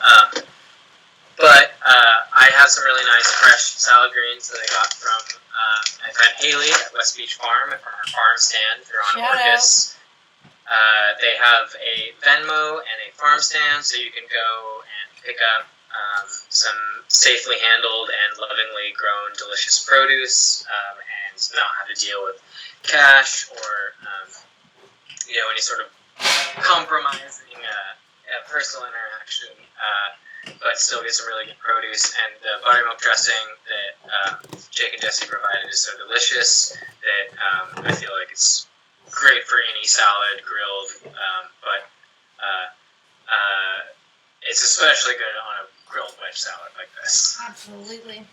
And wanted to use all the parts of what we're cooking, so if you took the time to make the butter, which I would highly suggest, it's a very easy, lots of great ways to use that leftover buttermilk, and the salad dressing being one of them. We also like to brine our chicken for fried chicken, or a roast chicken even, if you're doing that in the buttermilk. It was really fun. But let's go ahead and plate our little salad up. So pull out your grilled romaine, the apple pickles with the shallots, the buttermilk dressing, your bacon bits, and whatever extra blue cheese you have that you want to crumble on top. And we'll just lay out our romaine on a platter. There's 4 of us eating tonight, so I'm putting 4 of it on the plate. And then pull out our apple pickles. And you can leave these in the little apple wedges if you like. Or I'm going to cut a few into little strips. And then dice them up so you can get a little bit of apple easily into each bite. And we'll do about a half an apple's worth of those. Get them into tiny cubes. And if you get some rogue shallot in there, even better. You can pull out a few strips of your shallot to add in.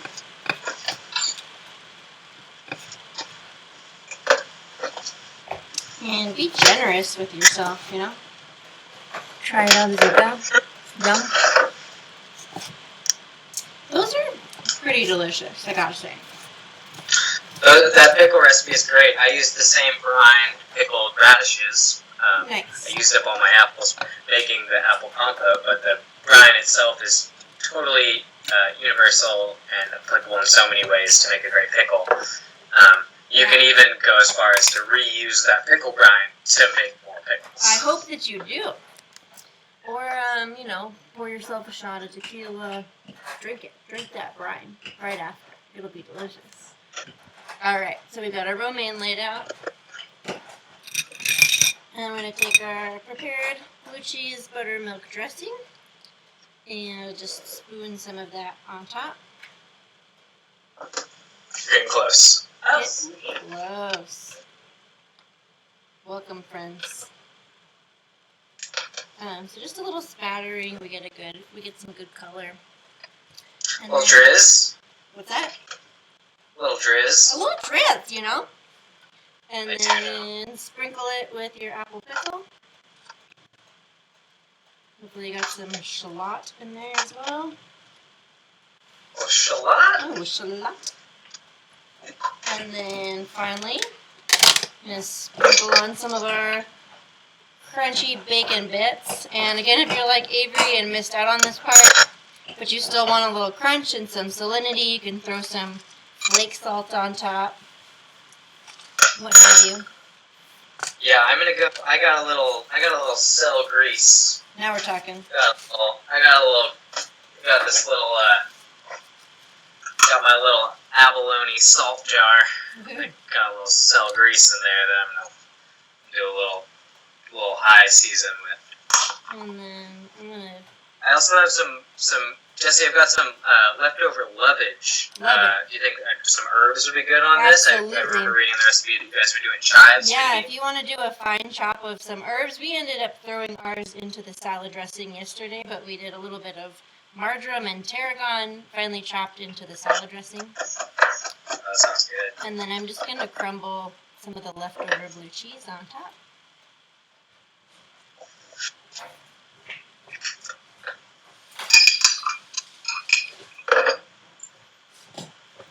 And then little finishing touch if you want some fresh cracked pepper. Crack that on top of there. Et voila. There you have it. Grilled romaine salad. So That's good salad there, Jess. super easy. She's a crowd pleaser. I want to give a shout out to Hunter Moon Homestead.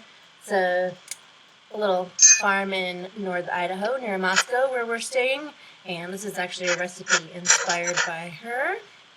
She's doing great stuff. You can check her out at huntermoonhomestead.com and online, doing lots of cool barn renovation and good stuff, lots of art. So we'll set this aside for when we want to eat, which is coming up quick. It's coming right up, huh? Coming right up. Our pasta water is boiling, so I'm just going to turn that down, keep the simmer going until we're ready for it.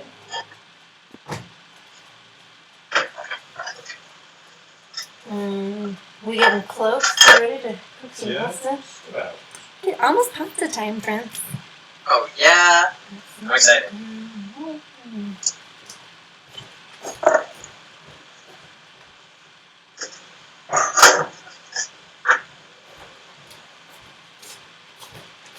Okay, so we got salad, we got all of the components of our dessert ready.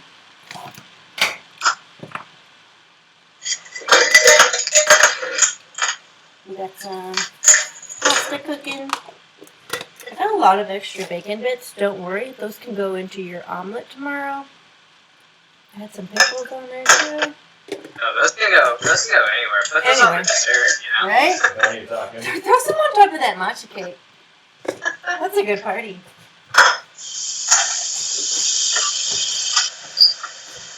I'm going to take a quick 5 here while we're having a little salads plating, pastas rolling. If you want to do a little swirl around your kitchen, tidy Oh, up the yeah. plates for a minute, have another drink. Or have another glass of wine. Take Pour 5. another glass of wine.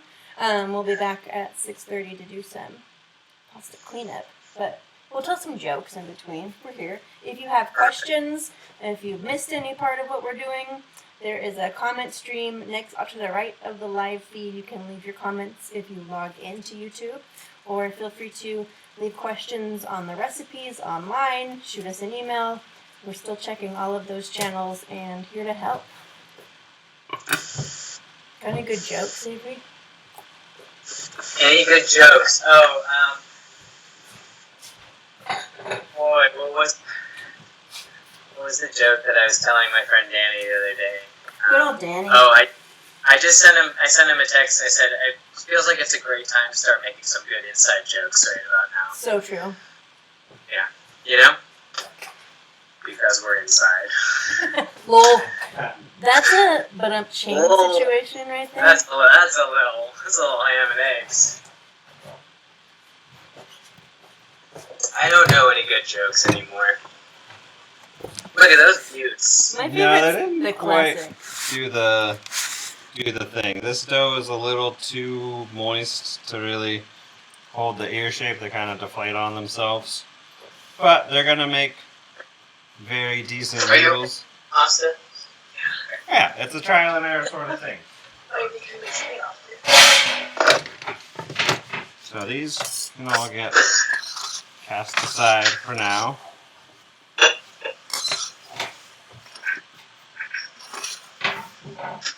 They're still gonna taste So good. It's the complete. The other one is awesome too. Well, okay. Okay.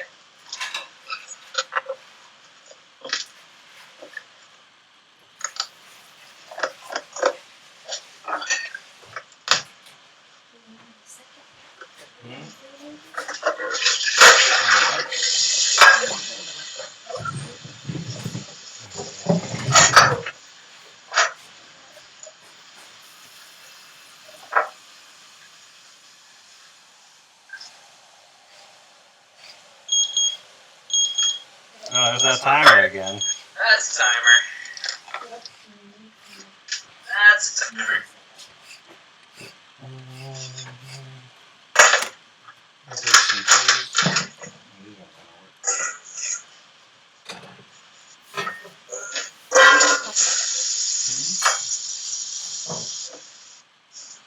So on this second loaf of bread, really great oven spring. Oh, she's I a got happy beaut. with that. That's hot. Sherry towels are dry when you grab the hot thing. So if you are baking along, Jesse's bread is probably close to done, Yep. I imagine, by now. I'm gonna pull her out here too. Getting you to sit down to eat, and you are on my timeline, then you should have bread directly out of the oven and ready to eat, which is real good. Alright, she's coming out. Looking good. That's a beaut. Look at that great Crusty. color. That's what I'm Okay. talking about. Almost burnt. Take it right there.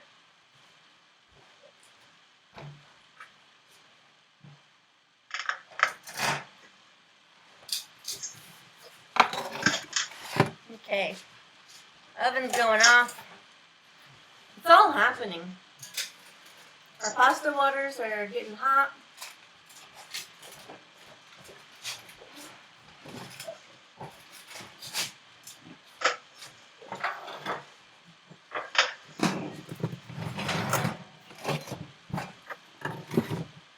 Jake's gonna do some prepping for our sauce. So we're gonna do two different pasta pickups. First one we'll do some of this spring garlic, which I'm just gonna chop up real thin real quick. Set aside. And then we'll grate some cheese so we can do the cacio e pepe we mentioned earlier. If you wanted to put some cheese. Yeah, do it.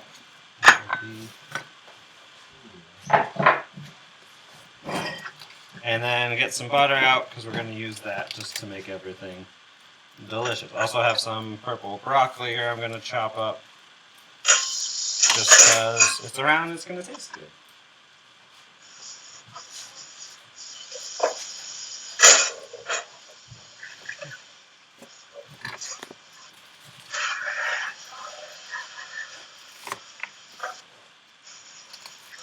I'll trim the ends off of these.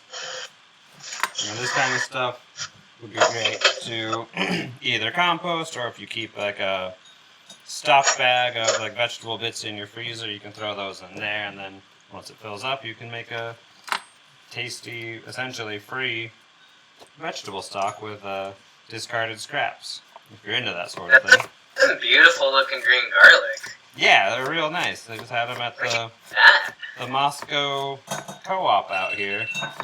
Had some locally grown spring garlic. It's that time of year, so we'll roll with it. that's good stuff. That broccoli's beautiful. I actually have some of the same variety of broccoli in my fridge right now. Nice. So I'll just chop this a little bit.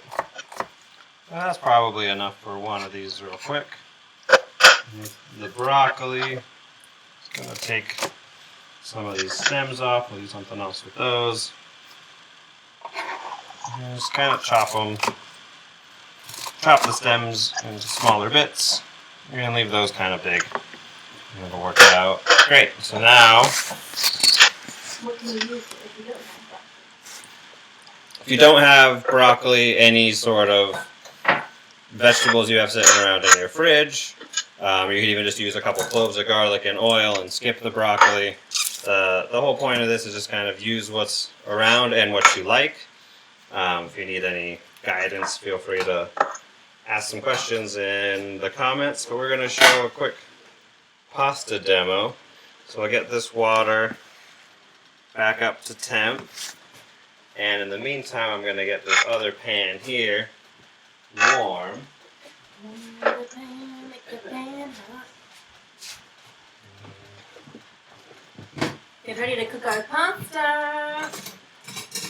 So for this, if you have a spider or a similar strainer, it's going to be very helpful to scoop those noodles out. Oh, bro, I got you. Oh yeah. Ready. So while that water gets hot, I have a little bit of olive oil in this pan. I'm going to just start that green garlic in it on like a medium heat.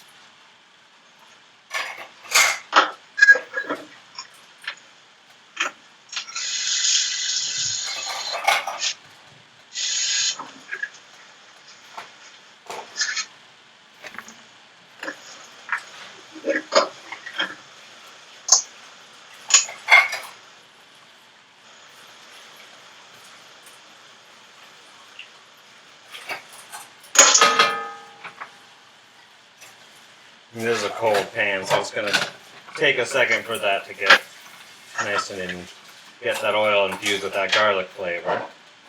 I'm doing the same thing right now with my little quart of bolognese. I'm just doing oil in a hot pan, and just a couple spoonfuls of this. Perfect. I'm cooking for two, so I'm going to kind of bump my portion a little bit. Right. So the idea here is you want these two things to be happening at roughly the same time. You want when the noodles to come out to finish them in whatever your sauce of choice is, whether it's if you're using a bolognese or a tomato sauce, you want it to be warm and close to the point of eating. If you're just going to make like an a la menu sauce like we're doing here, you want it to be just about finished so that when your noodles come out, they can all finish together, and then you can really see how fresh pasta really shines in this sort of quick pickup preparation. So you can start, this is starting to sizzle a bit, starting to smell garlicky and delicious. Fresh pasta cooks really quickly, like 1 to 3 minutes depending on your elevation and a couple other things. So you have to juggle the timing a little bit. So this is starting to get fragrant. I'm going to put these noodles in here, and I've got 2 portions going into this pot, and it's 6:33 right now, so I'm going to check them again in just shy of 2 minutes. They're a little wider, so I'm thinking 2 to 3 minutes will be perfect for it. And now that this is getting fragrant, I'm going to throw in this broccoli. Crank the heat up on that. I just want to add that my semolina pasta, because I'm doing a shape that's a little bit thicker. I'm going to let this cook for about 6 minutes. Just to make sure that the edges are all the way cooked through. For sure. It depends on the shape that you're making, the flours you're using. So if you're not sure, if it's your first time doing it, just taste it every minute or so and kind of keep stirring it, keep an eye. Just don't walk away from it. and it'll cook much faster than what you'd expect from dry pasta. So move that around. Yep. These guys come together. Want to let a little more olive oil in there. And a couple grinds of black pepper. For keeping this really simple, you could use any vegetables. You have like some mushrooms would be great in here. Frozen peas, like we talked about earlier, it's really flexible. You can just do straight. Totally. Just even garlic and fresh herbs, or even just garlic and oil is a very classic Italian pasta preparation. So we're just getting all this nice and warm. And these noodles have been in there for 1 minute. You can see they're already starting to get a lot more plump. They're not quite there yet, but they're getting close to just taste a little chunk off one of Those them. look good, man. Yeah, that worked. It's rough. It wasn't super precise, but that's the fun thing about pasta. It's pretty forgiving, especially this recipe. And that tastes about where I want it. So I don't want them to be quite al dente yet, because I'm going to finish them in the pan. So scoop them out into your sauce. And then the real key here is to get some of this starchy pasta water and pour that into your pan. And all of that starch will help thicken up, and it'll turn whatever you have into this pan into a sauce that'll coat those noodles. So you can drop the heat down on this now that it's starting to come together. Put a little more olive oil in for flavor.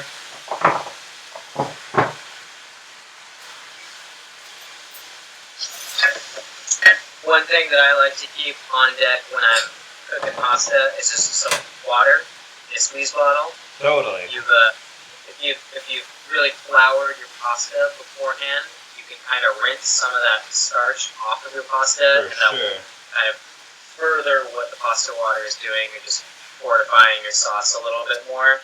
And it also helps you control how dry or wet the pasta is. If you find that your sauce is coming down too fast and you want to slow it down, Absolutely. or if your sauce is broken, if you're making something like emulsified or creamy.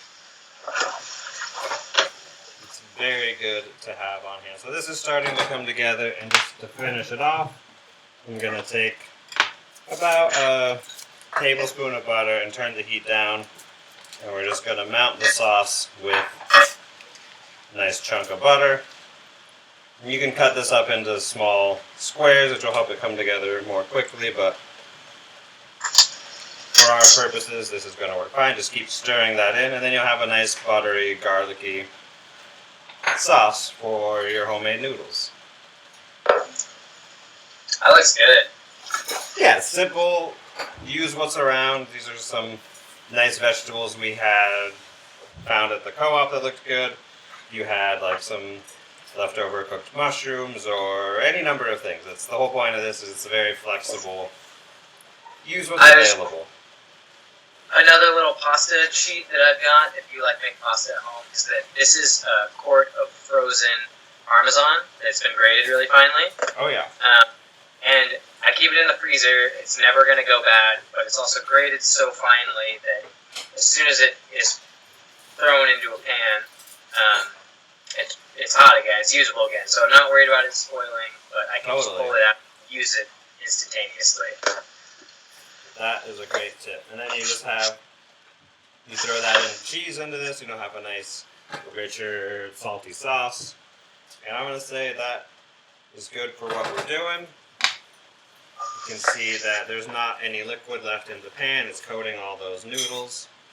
And it's just a very simple spring vegetable pasta. I'm going to put just grate some fresh Parmesan on top of it, or we have some Romano. Just toss some little top cheese on there, and you're going to be happy. So we'll put That was that good, aside, and then we'll do one more quick batch with the rest of our noodles of a classic cacio e pepe, in case you don't have any vegetables, or just to show you another route you can take. How's your bolognese coming over there, Avery? Good. I'm just about to throw my dudes in the bolognese. I've got my ragu coming down here a little bit. Oil's separating a little, but that's all good. Perfect. That's all G. But I'm gonna reincorporate some liquid into it, and I'm gonna take some of our homemade butter and a little bit of that parm and melt it in the sauce and let it get a little nice. And I'm just wishing I had some breadcrumbs. I really like a little crunchy on top. You have leftover bread. That's a great place for it. So here's one finished bowl of this quick and easy pasta preparation. Oh, timer. Timer. I'm going in. Yeah. Orchetti's going in. And for me, I season my bolognese pretty heavily, so I'm going a little lighter on the pasta water. And I'm going to use my squeeze bottle to rinse down my noodles here. For sure.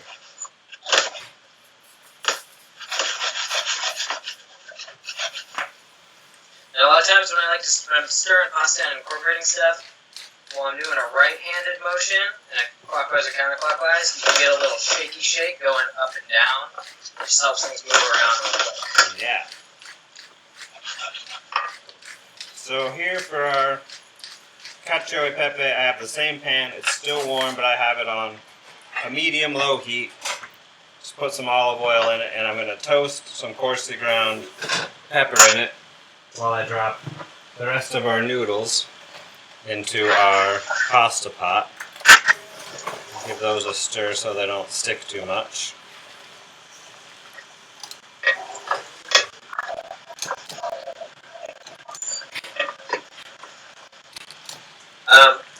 Just want to show you, Jake, what I got going on here. You can see this little orchetti guy. Yeah, scooped it right up. Because of the divot, it's picking up some of the bolognese. That's perfect.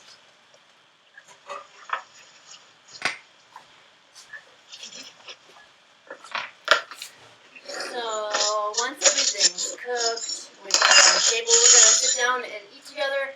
We'd love to answer any questions you have about food or the world in general. If you want to shoot us an email at hello@goodfoodsproject, we will pull up those questions and answer them while we eat together.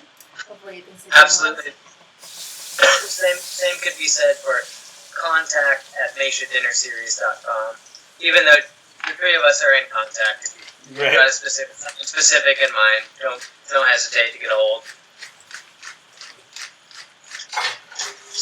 One thing I like to do with my pastas when I'm finishing them is just finish it off the heat. So that's gonna be cheese.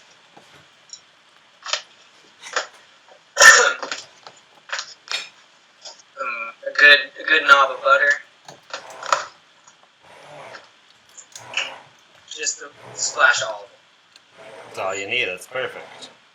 That's gonna enrichen my sauce, give it a little finishing seasoning from the salty parm, make a nice cohesive pasta.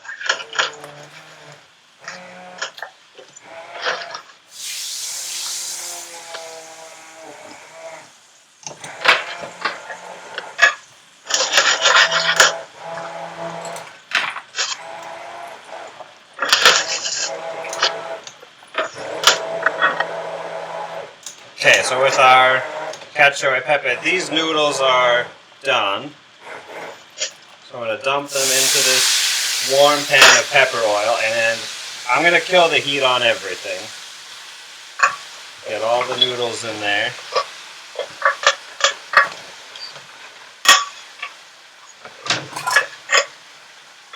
Finish about less than a quarter cup of pasta water.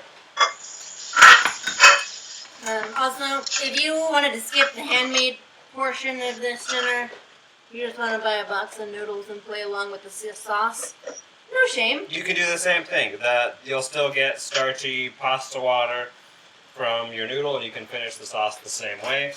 Here, I'm just grating a very generous amount of Romano cheese and traditionally, that's all this calls for. If you do it right, the noodles and the pan should be warm enough that you can stir all this together, and it'll come into a beautiful, simple, delicious sauce.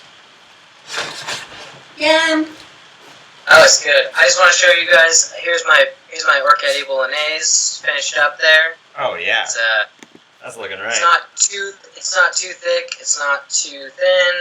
I wish I could get a little better angle here, but could have finished a little parm. Some breadcrumbs over the top would be great. It doesn't need any more salt, but you just go a little fresh ground pepper or a little squeeze of fresh lemon. Because we're eating it with some other acidic things, and I've got a nice wine to pair with it, I'm not super worried about it. But use at discretion. Yeah, exactly. You can see, if you can get this close enough, but off the heat, this managed to all coalesce together.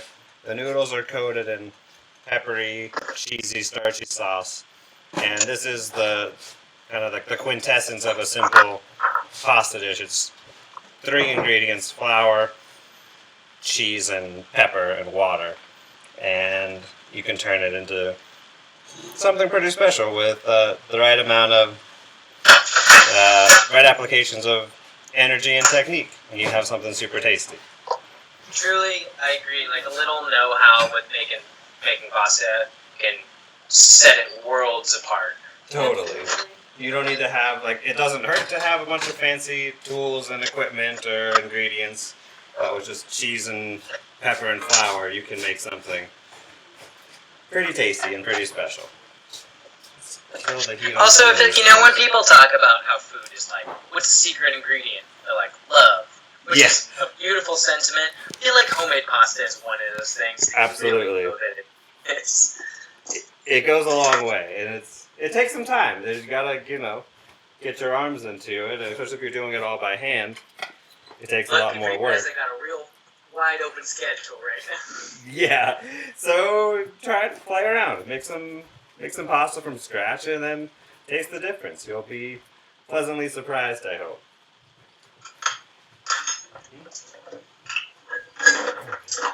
We're gonna do a bonus pasta, 1 plate of gluten-free pasta. Gia pasta. So if you're on my time with bread, that's bread is ready to go.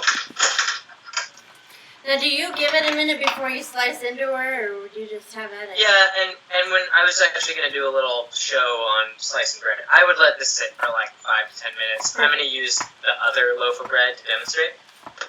Yep. Can we do that? Are we ready? Let's slice into our Yeah. breads, friends. Give me 1 second here. I got to reposition. Yeah.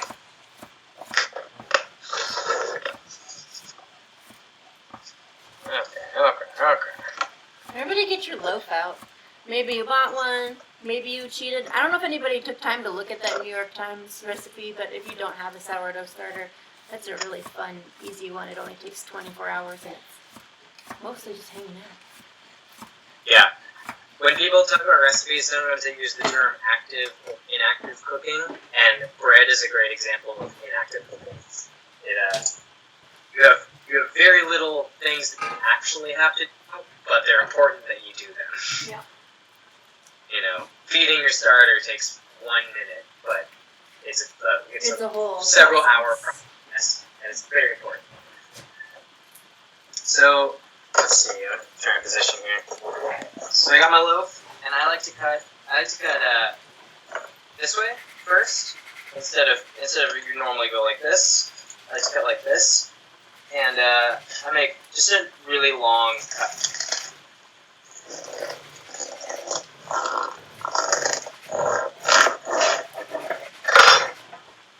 Here's our guy. They call it the crumb shot. Let's look up Got some nice- over here too. Oh yeah. Bring it in. This beautiful looking bread. We got nice We airy did little it. pockets. Beautiful. Smells great. Nice toasted wheat. You can smell the whole wheat. You can smell a little sour fermentation. Oh yeah. Just great. So Okay. from here, I like to cut the cut side down, and then I'll just go pieces on a cutting board. Just nice big chunks. And really, when you're cutting, make long cuts as opposed to short little fast ones. You'll get a nice cleaner cut. Let the knife do the work. And just be careful. I've cut myself with a serrated knife far more times than I have with a sharp. Oh yeah, they're the worst. So that's kind of our guy. Beautiful. Got a nice little set of slices. If you want to be fancy about it, you can do a little offset. You know, a little stacky stack. Make her cute. Treat yourself. We got one of these actions. Just You can do a nice little quenelle of nice little butter, butter. Yeah.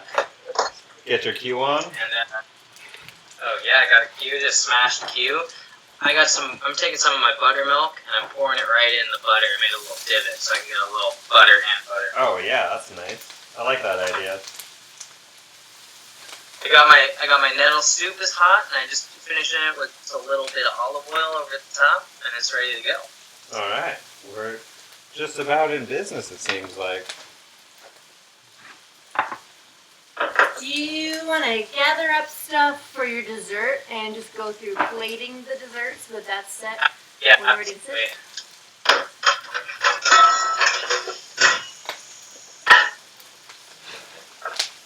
Doing a lot of back and forth. Here at the end, we're finishing up our final pasta set. We'll do with a gluten-free noodle out of the box because sometimes you gotta box it.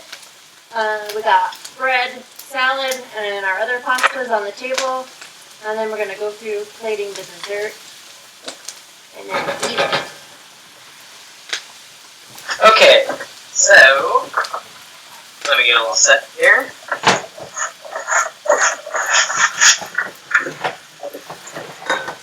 So you can do a real restaurant-y plating with this dish. I'm just gonna do it on a flat plate with a rim. And I'm gonna tear this cake in half. For my uses, it's for serving two, but you can serve it in a whole thing. The reason that I like to tear it up is because you can get a little bite of everything.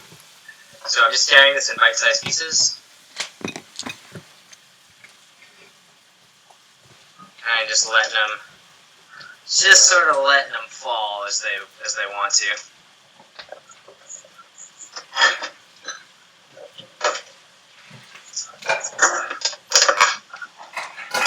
Matcha cake on the plate. Oh, smells delicious in here. Does it smell delicious at your house? Smells very good here. It's also very hot though. It is warm. It is warm. So I've got my custard. It's kind of the texture that you're going for. It's just a little thinner than snack pack pudding, but it's a nice thin little custard, and you can drizzle it over your cake.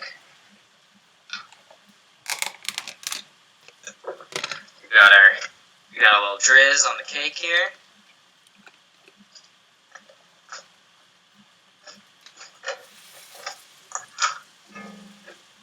Cake drizz. Need a spoon.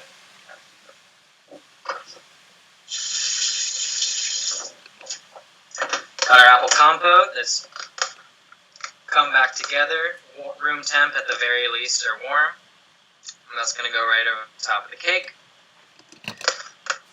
And the custard. You can be as generous or as liberal as you want, but you're basically just looking to cover it here and there. Compote. Doop, doop, doop. Yep, exactly. Just a little. The idea here is that when you get a bite, you're going to get a little bit of everything. And so it's great. This is a dessert you can kind of serve family style. You can make an individual plate up for it. And then I like to finish it with puffed rice. And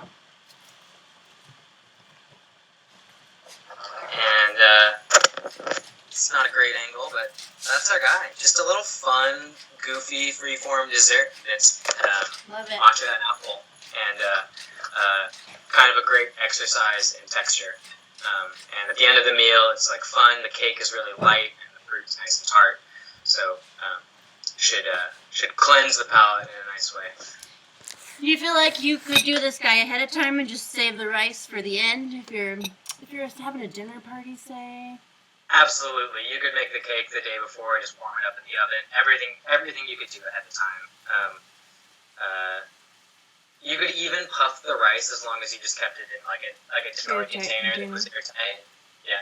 Whenever I get stuff that has those silica gel packs in them, I like to save them. And if I got a dry thing, I'll just throw those in there. Smart. That's great. Like that. Great. Sweet. So that's the dessert, and plate it up at your leisure. It's supposed to be fun, and I feel like this is a great thing to do, plating up if you have kids or like just doing it with like a loved one, because it's sort of fun and has a sort of like Jackson Pollock I was kind gonna of say vibe very to it. Pollock-esque in our approach here.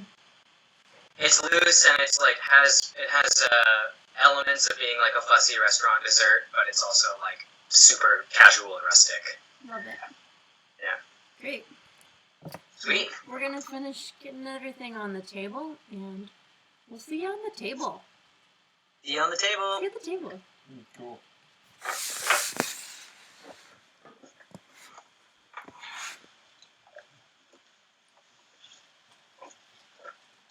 Finishing up the pastas.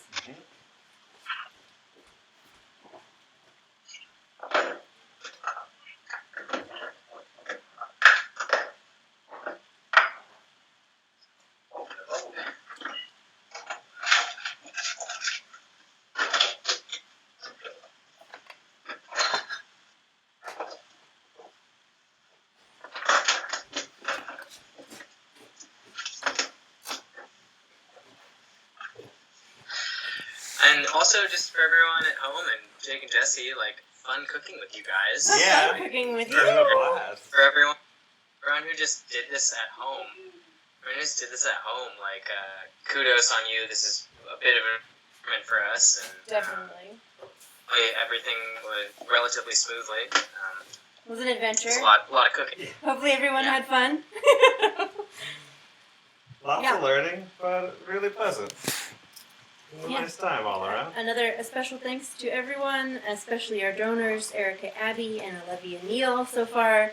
If you have some extra cash and you'd like to help float it to us, there's a donation button under the live stream link on our website. Also in the emails you've received.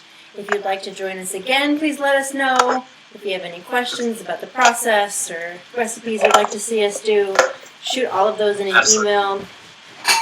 We're available. Definitely check out the blog on Maisha.com. I'm doing some That's cool things. AsiaDinnerSeries.com, and there's a blog that we're doing as an open source, just cooking at home with lots of free time, and That's what we're doing here. some guest features and different recipes and all kinds of goofy stuff.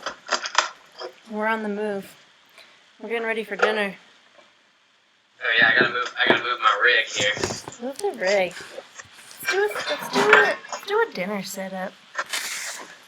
Check out our sweet pasta.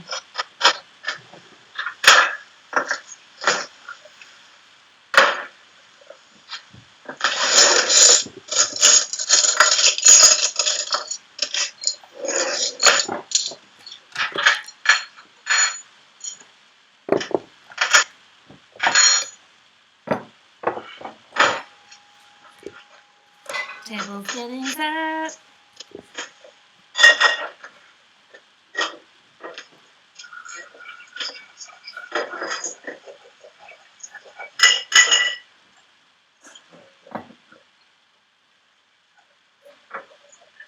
Maddie, you ready for dinner? Good night, girls. Let's have dinner. Are we ready?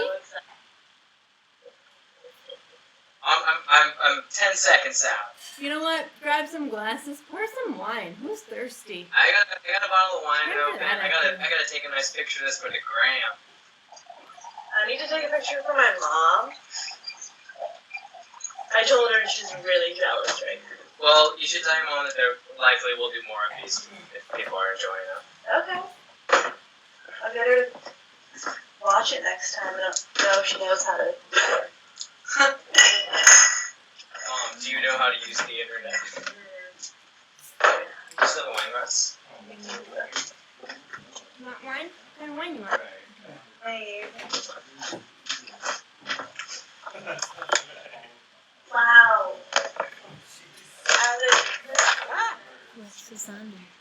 This is our rig out here.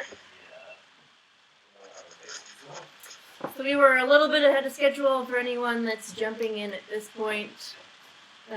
Dessert is plated. We're all at the table. We're ready to eat with you. So grab your goods, sit down. If you have any There isn't a wrong questions or time to have conversation dinner. topics, add them to the comments section or send us an email. Hopefully it went well for you. We'd really love to see what you've created. If you want to post pictures to Instagram, tag us, hashtag Meisha plus GFP, or you can email us, tag us, show us what you're up to. Nice wine selection yeah. here. Oh yeah, we got some more Dove Wine Company doing a little skin contact Italian. Beautiful. Pouring one out for our Italian brothers and sisters who are having a hard time right now. Little Ankarani. Delish. Yum. Get everyone in there. Get the fam. Can we get Max in here too? I was just gonna say, should he Yeah, we can get Max in here. call? Should I FaceTime them? You don't We have to throw them like that. So many screens going right Did you grab now. the butter, Bridget? We got my lovely roommate Maddie joining us for dinner. Hi. Hi, Maddie. Oh my gosh, are your nails Yeah, did? they're doing Yes, stuff. they are. They're blue. I feel like I think of you. That's the first thing I think of. I know. What a delight. I'm so pleased. Oh my god. Hi, Hi, Max. Welcome to dinner. Now we're doing it. Now it's happening. You know what? It's time for aprons off. We're going cash. Yeah, it's dinner time. It's dinner Hey, time. yeah, are you ready for this? Gus and John. It's a family affair here. Should Oh my God. introduce. We're here with Rick Cheers, and you- Cool, Hunter Homestead. Say hi, Rick. Hello there. You need a drink. Or you To the drink. Cool Sisters. Hi. Bro is here. You wanna join us? Here's Miss Kate. What a babe.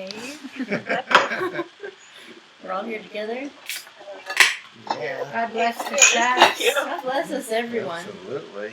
Thanks for letting us make a mess of your kitchen. Cheers, cheers. Anytime. Here's to cleaning it Oh, absolutely.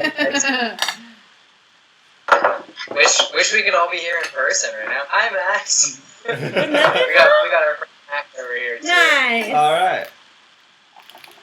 But He's here. Perfect. Is anybody commenting on the comments?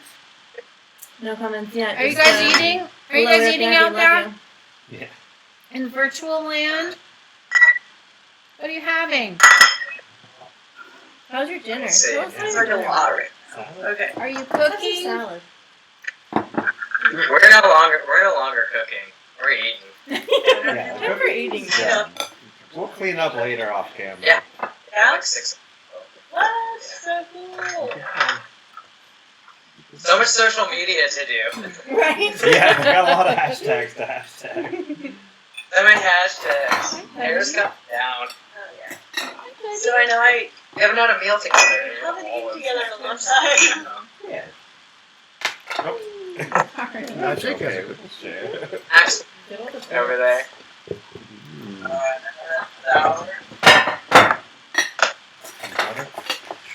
How's everything tasting? Cheers. Trials, tribulations. So good. Everyone feeling good? This little family meal. There's just so much technology happening This at is like one a time. lot. Oh, yeah. It's a lot. That works. How Cute. How did it all turn out, you guys? I'm feeling So far, pretty I delicious. think we're in good shape. Oh my gosh. So good. Mm-hmm. Yeah. I don't think I've sat down and eaten a meal like this in a while. This is really nice. It's been a Yeah. Treat. yeah. I've never eaten a meal on a YouTube live stream, so Oh that's yeah, a first. it's the content that people want. Totally. Do we see who all? Did we lose everyone? Are they still hanging out? We have at Eight? least 5 more people out there watching, so good on you for Hope watching you're us. eating something tasty. Thanks Hope for you're eating hanging something out. tasty. Who's watching? We haven't received any questions coming in yet, so just want to wrap it up by saying thank you so much for joining us. It's been a real pleasure. What a marathon. What adventure. We did a That lot was a crazy of thing. cool cooking today. Mm-hmm. I'm proud of us. I'm really grateful for what's all happening right now. This is pretty sweet for me, so. Yeah, Right. good gig if you can get it. Come Learned a on, lot I along mean- the way. definitely. And we'll do it again. Join us soon. Yeah. Mm.